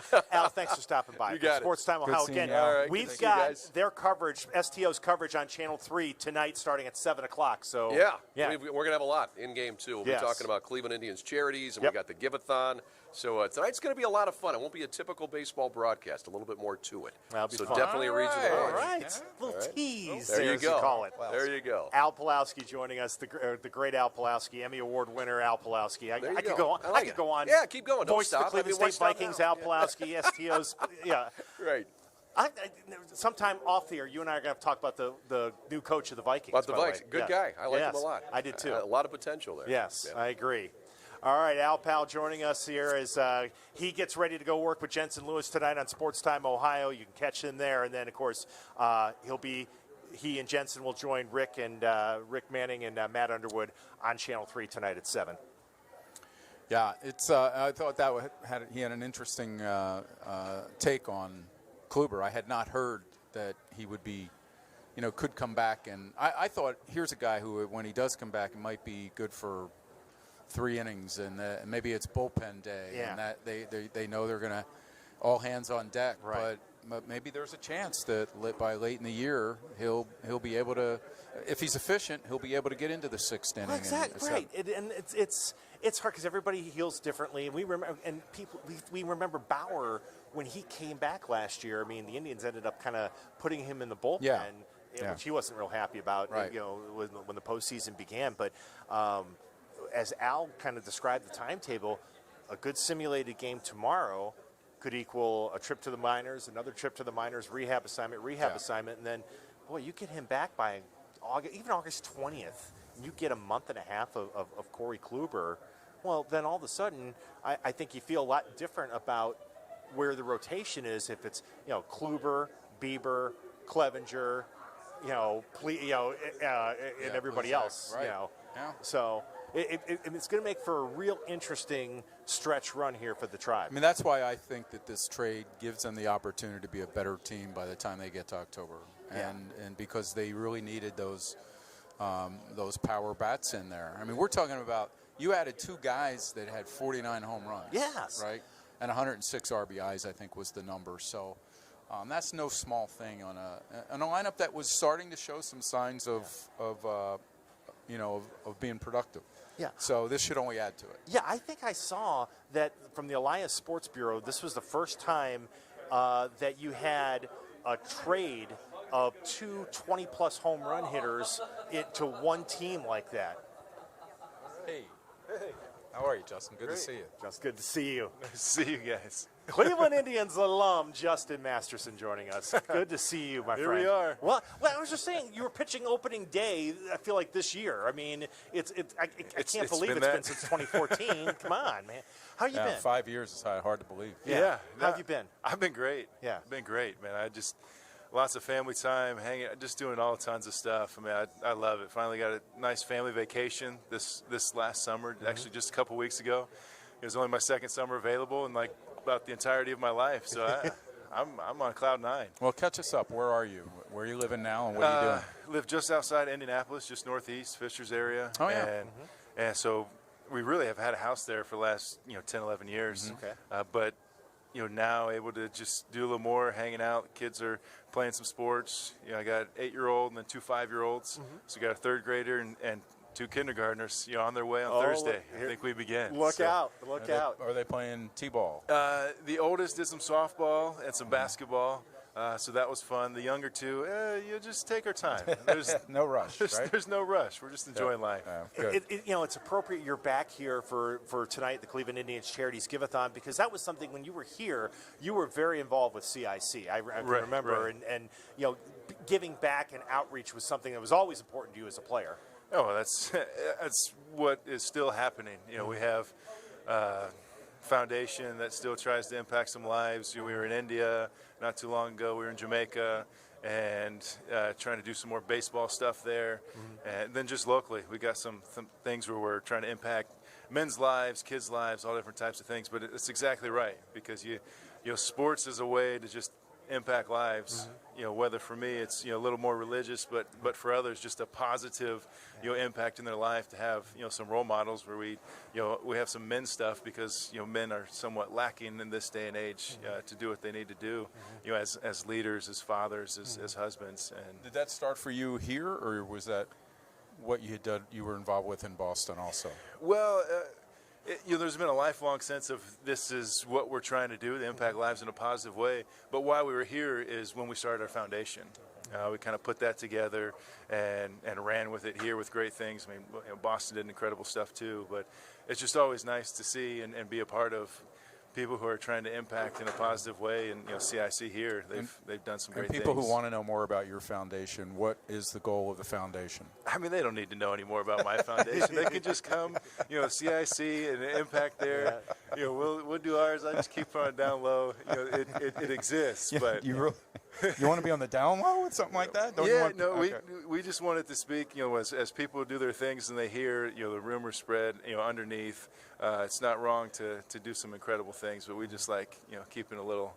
Lower profile? Yeah, a little lower profile. So, fair. I like so that. if you want to impact a life, step up right here. Come That's right. Again, we're at the Cleveland Indians Charities Giveathon presented by Kaulig Giving. Justin Masterson is joining us. And I look back always with you to that great 2013 season and just the excitement of getting the Cleveland Indians back to the postseason and in Tito's first year, kind of reunited with him. And was that your most favorite time experience in Cleveland on the field? Yes. I mean, in the overall sense, you come in and you see, coming in from Boston and see where we were in Cleveland, and then to just, just see that growth and the way, guys who came in and young guys and how they're growing. And I was a young guy myself, growing together, and then seeing it all culminate to, of course, they continued on and did, went to World Series and stuff. But from that point, moving forward in 2013 was kind of like, here we go. We got Tito. We did some incredible things. For me, it was crazy on the field. I pitched well, but then also tearing oblique, and but still able to come back and come at the end and see some really cool stuff. So it was great. I mean, Do you follow this team very closely still? And what did you make of the trade for Puig and Reyes that involve Trevor Bauer? Oh yeah, Bauer outage. I don't follow as much. I get more hearsay from the people around me because they're Cleveland Indian fans, baseball fans in general, a lot of Cubs fans, but whatever. Yeah, we're in exactly. Indiana. Come on now. Whatever. But no, I thought it's been unfortunate because I see my boy Kluber. He gets elbow that goes down. It's, I was hurting with that, and yet still seeing the guys just fight. And Carrasco, him and then Salazar. Those my boys from past, and seeing some of that. Yet still seeing the success of things taking place, and right there in the mix of doing some incredible things. And Bauer heading over, it was interesting the other day. I hadn't seen it at first, but his power, the ability to throw the ball really far. Yes. I knew he had it. I'd seen him do it playing catch, and then having it never out there. been on display. Though. Man, it was great. Tito didn't seem to appreciate it as much when he came out there. You can read lips too, huh? I was gonna say I thought it was just me. I'd been around Tito a lot, so we just have a little bit, connection. right. So I give him most of my career because he's a big part of it. That's funny. But no, it's always hard. Trade deadline. I've been traded a couple times, back in the day. But for him to go there and Puig hopefully bring some energy, and not that energy. It's always great to have an extra source, even though people are like, "Oh, what's he going to do?" Just an energy in some way, shape, or form to push you through the dog days to get you to the finish line. Good point. The season I think will be great. Not that Bauer. I mean, I enjoyed him. I enjoyed seeing some of his growth. From the early stages too. This is great. Well, Justin, we appreciate you stopping by and chatting with Of us. course, it's great to yeah. see you back in Cleveland. Nice to be here. Take care. You Good know, to see you guys. when players, it's like when players leave, it's like you want them as fans to know. It's like we appreciate it. It's just like don't be a stranger. So I'm glad you're here. Yeah, thank you. Former All-Star Thank you. Justin Masterson is here. It's like we have an Indian from the past. We have an Indian from the present going to join us. Mike Freeman is standing by. It's good to see Justin. Again, he looks. I mean, it's like he looks like he could still play. Yeah, he does. He does. I mean. He's an intimidating presence on the Well, mound, that's the thing. too. Tall. I mean, Justin was tall. He had the delivery that just I think always surprised people and got him up. But Are you saying he was sneaky fast? sneaky fast? Sneaky fast. Sneaky fast. But he really was the anchor of the rotation for a couple of years. Good there. guy and good teammate. Terry Francona. We all talk about, why do his teams seem to get better as the season goes on? And I think part of it is that connection he makes with players. Yeah. Masterson just talked about it, having been with him in Boston and then here. You know what you're going to get with him, and he has a lot of loyalty toward guys that he thinks have proven themselves in baseball. And I know that's frustrating sometimes for fans because they want to see a guy who's struggling out of the lineup. Get him out of there, trade him, all that. Francona has shown that he knows what he's doing when it comes to that. You know what the ultimate example of that to me is that same year, that 2013 year that we just talked to Justin about, Ubaldo Jimenez. Yeah. Nobody could get through to him.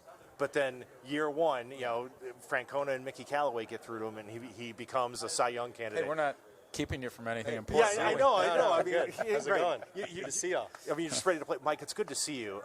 First and foremost, thanks for stopping by here on the Giveathon. And I wanted to bring this up to you because it's something that Tyler Naquin talked about this week, was that, when you see teammates, involved in charity and wanting to do things, life is as a competition. And as players, I mean, you all want to give back because it's, you remember when you were growing up and wanting to do baseball. So I can imagine something like CIC and what they're doing with inner city baseball has got to appeal to you. Absolutely. I mean, it kind of it keeps things in perspective for us and kind of takes us back to our youth when you can appreciate what people did for you, whether it's donating equipment or some guys' first gloves are secondhand gloves, and it means the world to some people. So. For us to be involved, I know Naquin's done some camps lately, and he's done such a great job with that. And so, you see your teammates do it, and it encourages you to want to do it more. whenever you have a little bit of extra time to give, and you have people that talk about how much it means to them for us to do it, it's something that we're happy to be able to do. Were you the classic story of the kid who started playing T-ball, Little League, all the way up, or did you come to baseball a different way? No, I was pretty classic. I'm the youngest of 3 boys, so my parents actually created a T-ball league because I was dragging a bat at my brother's practices, wondering why I didn't get to play when I was 4 years old. There wasn't a league that young, and so they created College Park professional T-ball, and we had enough kids in the area that were willing to do T-ball, and so I was kind of one of those that by following my brothers around, I kind of picked up on it and just kind of fell in love with it right away. Was that a big part of how you developed yourself into a major leaguer, that kind of competitive rivalry sometimes you have with either brothers, and you're trying to, hey, look, I want to play too. And, was that a big part of your motivation growing up? Yeah, certainly. I think it's something that, my parents will probably say they kind of had to harness back, because I was a uber competitive little kid, being smaller than my brothers and playing against them and their friends. You kind of find your Weasley ways to find an advantage.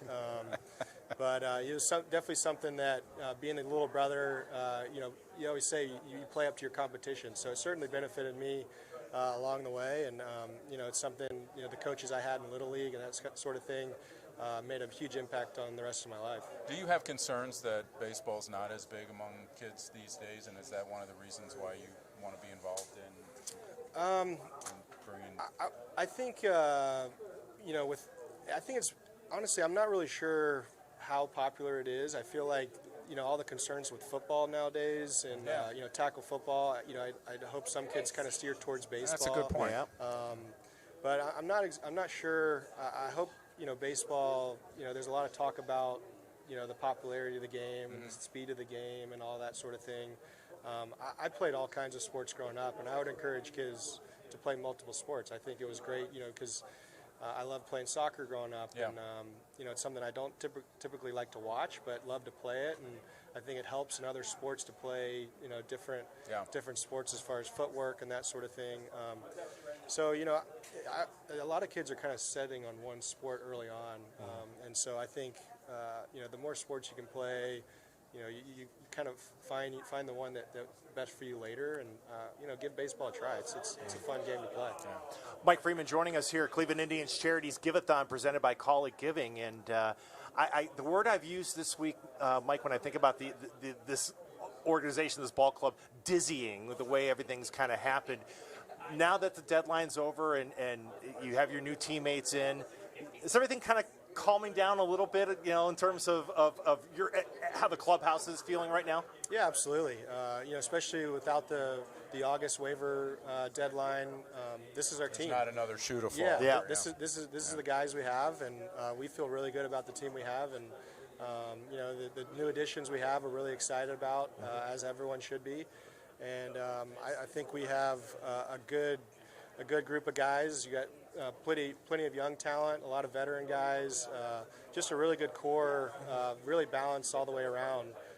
So we're really excited that this is our group, and Tito kind of addressed us and said this is our team. We're really excited. I'm sorry to interrupt. Terry, in the interview we had after the trade, said that he was concerned that maybe the incident in Kansas City with Trevor might have had an impact on the team. Do you know what he meant by that, and do you think it could have? I don't know. I without talking to Tito, I don't know exactly what he meant by it. I think, us as teammates, we know the kind of competitor Trevor is, and we didn't take it personally. I don't think anyone. We know he's fiery, and he gets upset when something goes wrong.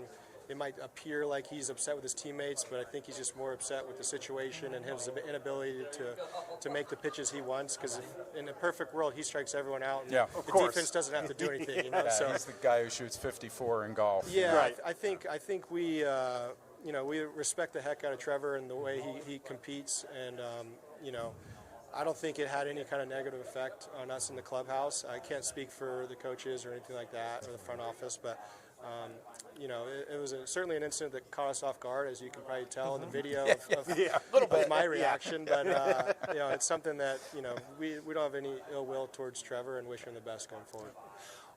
now you have your two new teammates in the clubhouse. First things first, I just know, I'm 6'6", and I can't imagine if I look at Franmil going, whoa, these guys are big, powerful, and more importantly, they can help. They can help this team in the lineup and put some runs on the board. Absolutely. I mean, you saw it last night. Those guys hit the ball hard. They're imposing figures on and off the field. Yeah, it's certainly, the first time you shake their hand, it's pretty obvious, they're made from a different breed. And it's been exciting to have them around and, just kind of communicating with them. They've been really personable and, they're going to be very welcome additions to our team and give us a lot of really good balance and a ton of thump in the lineup. Knowing what you do about Corey Kluber, is your best guess that you'll get a starting pitcher that's pretty good by the time September rolls around with him? Yeah, I mean, I'm not privy to his timeline, but, the kind of worker and how disciplined he is, when he comes back, we're going to be real excited to plug a multi-Cy Young award winner into our rotation. It makes a big difference. You mentioned something, Mike, a little bit ago about, with this being that this is the team now, and you like the mix of players, the personalities, but also the veteran and youth. You've been around the majors long enough to kind of know when a clubhouse, when the mix is right and when it's not right. But obviously the proof is in how well the team has played on the field, especially over the last 2 months. But you guys can tell also internally if it works or if it doesn't work. Absolutely. Yeah, we have a lot of fun behind the scenes. It's a diverse clubhouse, just looking at the roster, which, can go one of two ways. But it's a really close team. There's not a ton of nothing, we don't. Nothing's off guard. Everything. Anything that comes up, we address. We have a lot of fun. Making fun of each other, that sort of thing. I think there's been talk about the group chat and everything. People get blown up on there, which has been fun. But everyone takes it lightly, and everyone knows, it's all out of love and respect for the teammates. And I think that goes a long way. Been around a couple winning teams late in the year, and there's something to be said about the chemistry of a team and how that affects your play on the field and just the camaraderie in the clubhouse. And from everything we've heard and seen in the past, the new additions will just add to that. Mike Freeman joining us here. Get you a couple more seconds here, and I know you got to head downstairs and get ready. You actually have, we're playing baseball tonight. The Indians and Angels are ready to start. We're in August, and I know you guys don't do a whole lot of standings watching here, but you're right in the thick of the wild card chase. You're up top, and you're right behind the Twins, just a couple games back. It really is now. It's kind of like the final third of the season. It's pennant race time, isn't it? Oh, absolutely. I think everyone in the clubhouse knows where we stand. It's not something that you shy away from. We certainly closed the gap so far in the last month and a half. Yes. And, we're really excited. We think with the new additions we have to our lineup, just balancing that up to where, you might have had an advantage against us as a left-handed starter, but, not anymore. They solved that problem, and, we're certainly within striking distance of the Twins, and I think everyone there feels really, really good about our chances of winning the division. Obviously the wild card's a second hand, but this is our division. We've won it the last several years, and we expect to do it again this year. Yeah, you talk about adding a multi-Cy Young winner to a staff. Do you feel like you're possibly adding an MVP candidate to the batting order with Jose Ramirez turning his season around? Yeah, absolutely. You've seen it ever since the All-Star break. Some of us, who's our first year with the Indians, we didn't see it the first half. Right. And Jose would certainly own up to that. And we're certainly seeing what he's been in the past, and he's a special player. And, what he can do on a field, it's been a lot of fun to watch. And that's, like you said, that's like adding another player in the before the deadline. Yeah. It's like a whole other element. Mike, it's good to see you. Thanks for stopping by here and supporting the Giveathon with us, and all the best this season too. Thank the rest you. of the way. Appreciate it. Indians outfielder and infielder Mike Freeman popping by and joining us here as the Tribe gets ready to take on the Angels tonight here at Progressive Field. We're right outside the Kaulig Company's suite. It's the Cleveland Indians Charities Giveathon presented by Kaulig Giving. Dave DeNatale, Bud Shaw here with you for I don't even know what time it is. Calling this a suite might not be exactly the right word. I could fit my entire West Park bungalow in here about 4 times. I mean, this is plush. This is absolutely beautiful. Now, we have another alumni here. Cleveland, and again, he looks like he could still go out there and play. How you doing? Ellis seeing you, Burks Ellis is joining us. That's all right. Ellis, it's good to see you. It's great to be here. Good to see you. You know, I didn't even know you still live in the area, and you're still. We do. Oh, and it's you were only here for a couple of years, but it obviously being with this organization made an impact on you and your family. It did. You know, we live in the Chagrin Falls area, you know, and we've been here for 13 years now. That's great. Unbelievable. You know, I mean, a lot of people have a misconception about the weather, and they always, oh, how do you live in Ohio? But summer, spring, and falls are beautiful. The winter, okay, let's not, we're gonna. There's no misconception. That's right. That's There's right. no misconception Especially about not the winter. in Chagrin Falls. No. I mean, right. Anywhere on the east side, you're gonna feel it. So, Oh, yeah. what have you been up to here over the last few years here? Well, I'm still in baseball. I do some special assistant work and scouting for the Giants, San Francisco. I've been doing that for the last 4 years. Pretty excited about that. Every year there's something new that pops up, and this year was no exception.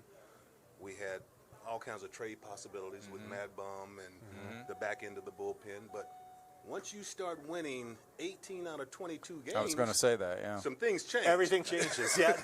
And it did for us. And You don't make any deals out of desperation no, when you do that. not at all. Yeah. And you know, that propelled us right there at the wild card. When I think we're only 2.5 games out of the wild card right now. Yeah, it's pretty impressive That's run. great.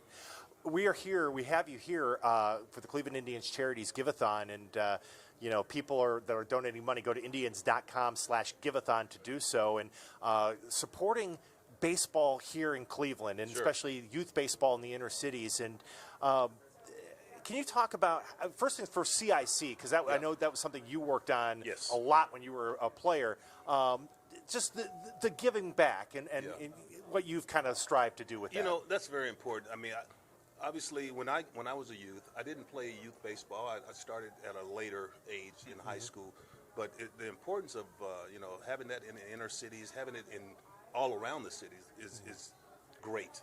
You know, first of all, the kids enjoy it. It gives them something to do in the off season. I mean, during the summertime, when they're off season, when they're off, you know, from school. But you know, it's just unbelievable. It prepares them for the future, and I totally agree with that. And I was 100% in. They bought me. I was all in. So when you say you started high school, is it because the programs weren't available, or you were playing other sports? No, I actually didn't play sports at all until my sophomore year in high school. And Were you in the drama club or something? What were you doing? Choir. But no, there was just, I didn't have any interest at that time.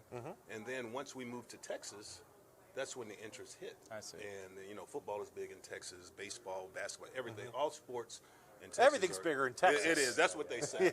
So, you know, I got involved with baseball and football and track. And it just, you know, playing all the sports really helped me. I didn't really concentrate on one. I played everything, and that not only helped me physically but mentally as well. Yeah, it's interesting you mention that, because there's been some former major leaguers in the last couple of days. I think John Smoltz being one of them, that have talked about not specializing too early for kids. And you know, parents fall into this trap where they want their kid to be in. They see a kid.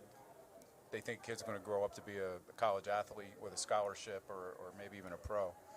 But you can get better at other sports. You can. You know, by playing a bunch of them, right? I think so. And the thing about it, you don't want to get locked in too early with one particular sport.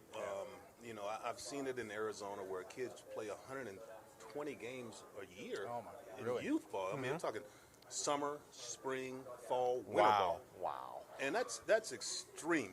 Yeah. And I wouldn't recommend that. I would recommend the kids do other things so they don't get bored with it. You know, at a young age, with the, you know, in the social media era, you know, you could easily get bored with one thing, and then you're on your phone 100% of the time. Yeah. Right. Yeah. Playing Fortnite or whatever the case may be. Whatever the case may be. Yeah. You know, Bud and I were talking as we knew you were going to be coming on with us, and we looked back at especially that 2001 season with the Indians, and people will remember it because for a lot of reasons. It's obviously it was, the season was interrupted because of 9/11. The comeback win against the Mariners. Oh my God. Which was awesome. Yeah. People forget though how close the Indians. You had a good division series. I remember against Seattle. How close the Indians were to knocking that Seattle team out of the postseason that had a record number of wins in the regular season. People remember it because it was kind of the end of the era. But that 0-1 team, that was a very good team. It was, and it was a mixture of veterans, youngsters. It was just the right mix at the time. You had a young kid by the name of C.C. Sabathia come in and get 17 wins that season. And anytime you can, have a young kid come in and kind of absorb anything that he could from, Dave Burba. We had all these veteran guys, Charlie Nagy, all these guys, and it worked for him. And as far as the hitting is concerned, I think it was contagious. We had from top to bottom one of the better lineups in the league.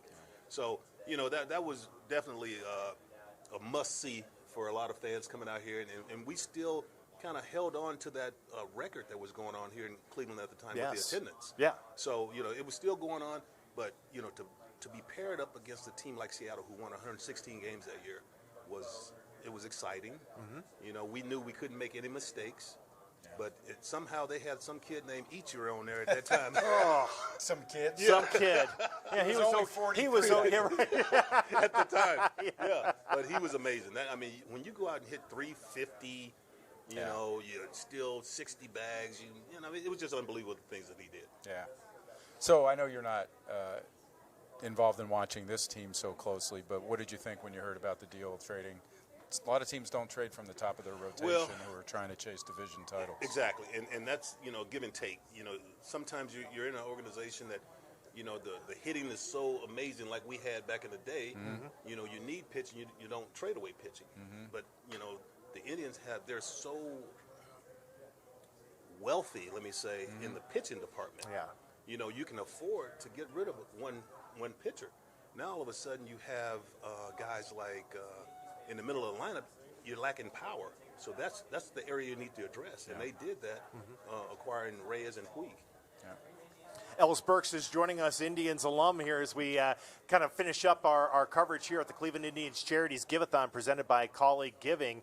One thing Mike Freeman we just had on was talking about was that, he had been on, he's been on several teams, and, he understands kind of the mix has to be right in order for a team to be successful. And, you played obviously on Indians teams that made it to the postseason, but you also on other teams, those great Colorado Rockies teams I look at. As players when the clubhouse mix works and when it doesn't, right? Yeah. Well, the thing about that, chemistry is the most important thing. Yeah.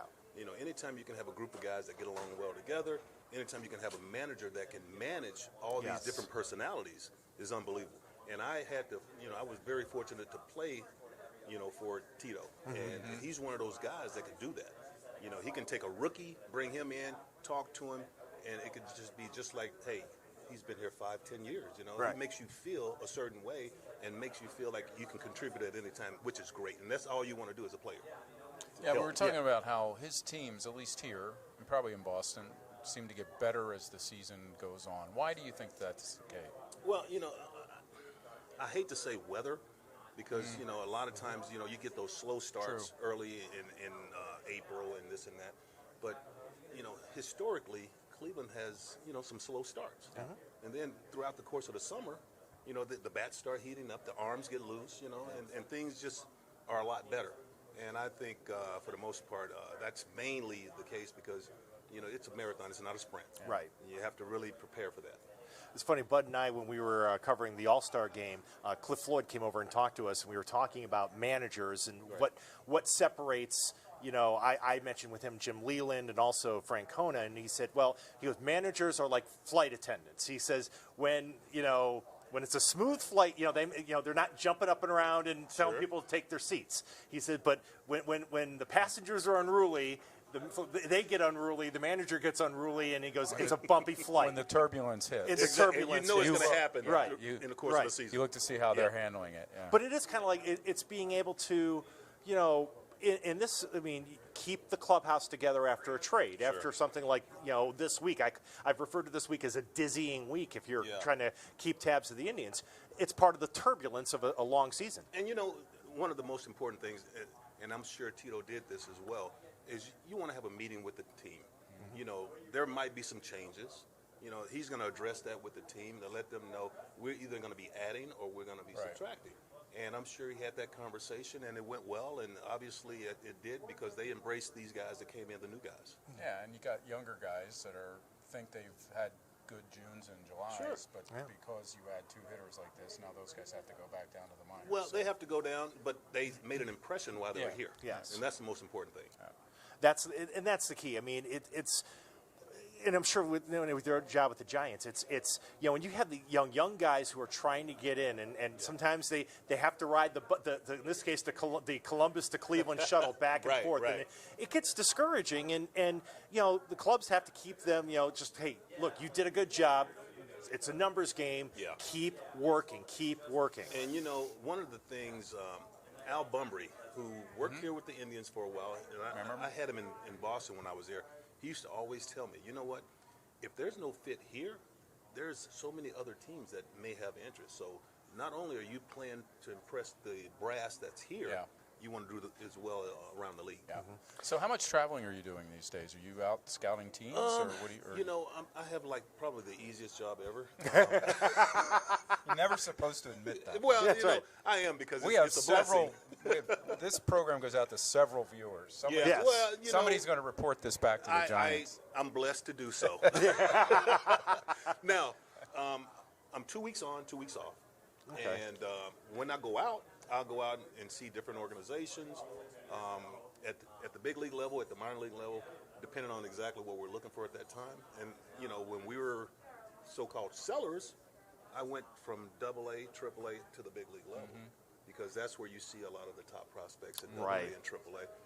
And you want to get as many prospects as possible for a guy like Madison Bumgarner. Sure.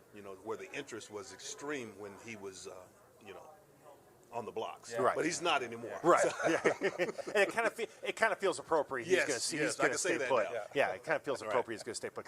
Ellis, it's good to see you. You're a great ambassador for the Cleveland Indians. Thank you for having me. Yes. Good to see you back. All right, thank you. Chagrin Falls resident Ellis Burks joining us here, Cleveland Indians ambassador. And he said he also doing some great work with the San Francisco Giants, and he's somebody you want to have involved in your organization. And it's nice that he's able to do some work here and come out and join us, but also obviously do some work for the Giants too. He had he was the guy that was sought after in the end of his career. People the Indians grabbed him, the Rockies grabbed him, the Red Sox grabbed him. I think you saw why when you just saw that interview.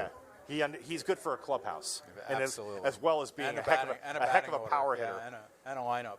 Yeah, I think he finished with like 352 homers in his career. He was here when he had 28 in 2001. I think he had 32 again in 2002, so he was well worth the investment. Yeah, 2001 you had, Ramirez was gone because he went to Boston, but you had Juan Gonzalez, still had Jim Thome, Robbie Alomar, and Ellis Burks. So you still had quite the lineup, even though Manny Ramirez was gone. And thank you. I just want to make sure we weren't over on time here. We're going to wrap up in a couple of moments here from Progressive Field.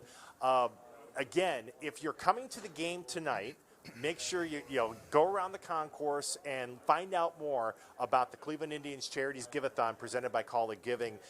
If you're not coming to the game tonight, make sure you watch it on Channel 3. They'll be talking to you about it throughout the game. You can also go to Indians.com/Giveathon, and you can donate. Have an opportunity to get some really cool prizes or opportunities, but you're also helping to provide the support and resources needed to keep inner-city baseball alive and kicking here in Cleveland. Yeah. Great cause, great night, great company. Yes. Not so much with Brian. Yeah. Not so much with Brian. And Brian. Great company and Brian. And Brian Crane. But to put a bow on it, because I don't know when I'll get to talk to you again here. Just kind of wrapping things up here, talking about the Indians. They start the series with the Angels. We're going to really get to see. I think it's and you mentioned it earlier. It's like which are the real Indians? The team that we saw in April, May, or the team that we saw in June, July? beat up, in many cases, some lesser teams. We're going to find out here in this mix coming up in the month of August. And I think there's a far better chance that the real Indians are the team we've seen over the last couple of months. And I say that because you can point to reasons why they've been better, and one is Jose Ramirez, who we just talked about, with Mike Freeman. Yeah, big smile on Mike's face when you brought that up with him. I mean, it's clear that as lost as he looked early in the season, his at-bats just got gradually better and better and better. And, you know, am I saying he's going to be an MVP candidate? No, there's not enough time in this season for that to happen. But he's certainly a guy that, you know, can affect whether they win a division or not, and also help them win a playoff series if they get there in October. Well, it's amazing now. If you stick, you know, depending on how they want to use the lineup, you know, you put him between Puig and Reyes. Well, all of a sudden now he's going to get some better pitches to hit than maybe even what he's had before. And the other advantage I think you and Nick Camino were talking about, I mean, no offense to Jason Kipnis, but Jason Kipnis is not going to have to be a cleanup hitter on this baseball team he'd be the first anymore. to say that. You know that was he was, what's that expression? He was out over his skis a little bit. Yeah. So, you know, he knew that, and you know, it's too simplified to say it this way, but that's never stopped me before. You know, I'll say it this way. You know, you're an American League team still, and you're playing against teams that have DHs all year. And you have to score runs in this league, more so than in the National League at times. And we saw it in here in the 90s. And I know people like to spread this narrative that those 90s teams didn't have pitching. That's not true at all. That is not true at all. But what they had was incessant offense. Yes. They just came at you every night. They led the league in pitching in 1995. They didn't have what they didn't have was the Corey Kluber, who at his prime, and at his best, who would go out there and you could almost count on winning 2 or 3 to 1. They didn't have. They had three veterans. Who would go out and you knew you didn't get what they call a quality start. 6 innings, 3 runs or less, keep you in the game. You had the best bullpen in baseball, and then you had that tremendous offense. Yeah. And I think I'm not comparing the offense that they've put together here with this trade to anything remotely, you know, I'm not comparing it remotely to anything they had in the 90s, but my point is that it's hard to go into a playoff series against teams that are better, as good or better than you, and think that you're gonna shut them down. That you're gonna beat them 2-0 or 2-1 or 3-1 or 3-2. That doesn't happen. Look back over postseason. Even when the Indians were in the 90s and they had that great offense, there were times they were involved that they had to win games 9-7. Yes. You know? And this team is a little more capable now of doing that, I think, in the month of September, which is going to be real important, and maybe even in October if they get there. I just think if you think about the so much is going to be on the, you know, people are going to go back on the Bauer trade as they watch these starting pitchers go. To me, the other thing about the trade is going to be Franmil Reyes and what he projects to be down the line, because he's a young, controllable hitter. It's not like Puig, who's going to be walking out the door at the end of the season. I mean, Reyes can be here for a long time, and if he can be a guy that you can scratch his name in the lineup for the next 5 years, let's say, as a productive 30-plus home run a year guy, well, then, you know, the trade was a coup. Yeah, and you would like, of course, if there was a little more versatility there, that if at 24 years old he wasn't already just a DH, you know, you'd certainly like to be able to play him at first base if someone gets hurt, play him in the outfield. I mean, we know he's not a very good defender. Right. He's young enough that maybe he could make himself an average defender at some point and give you that versatility that most teams need during a course of 160. Well, especially, Bud, if we're talking, I mean, you know, if the Indians would ever get back to the World Series, I mean, be shame to have that bat sitting on the bench, you know, in the National League ballparks. So I know could do a whole nother show on how I would like to see baseball go to a uniform DH. Yes, I would too. Just end it. Get rid of this idea that you can't play your regular lineup and your pitchers now have to hit when you play in the National League. I just think it's silly. It's time to change it. Yes, I would agree. Good soapbox for another time. All right, that's going to do it for us here from Progressive Field. Again, we've got tonight's game, Indians and Angels, on Channel 3 starting at 7 o'clock. We were here for the Cleveland Indians Charities Giveathon presented by Kaulig Giving. If you would like to donate, you can do so right now, Indians.com/Giveathon. Not only can you help support Cleveland Indians Charities, but also you can put yourself in a position to get some really cool prizes. Yeah, get on the website. Some of the experiences that Rebecca talked about were really interesting. I hope people take a good look at those. All right. Bud, is always my friend. I've always wanted to throw out a first pitch. I was a pitcher. I want to throw out the first pitch. It would be nice to throw a pitch that doesn't get hit over the wall. Yeah, I agree. They usually did when I pitched. All right, that'll do it for us here. For Bud Shaw, I'm Dave DeNatale. Thanks for watching our special digital coverage of the 2019 Cleveland Indians Charities Giveathon presented by Kaulig Giving. Thanks, everyone. Have a good night.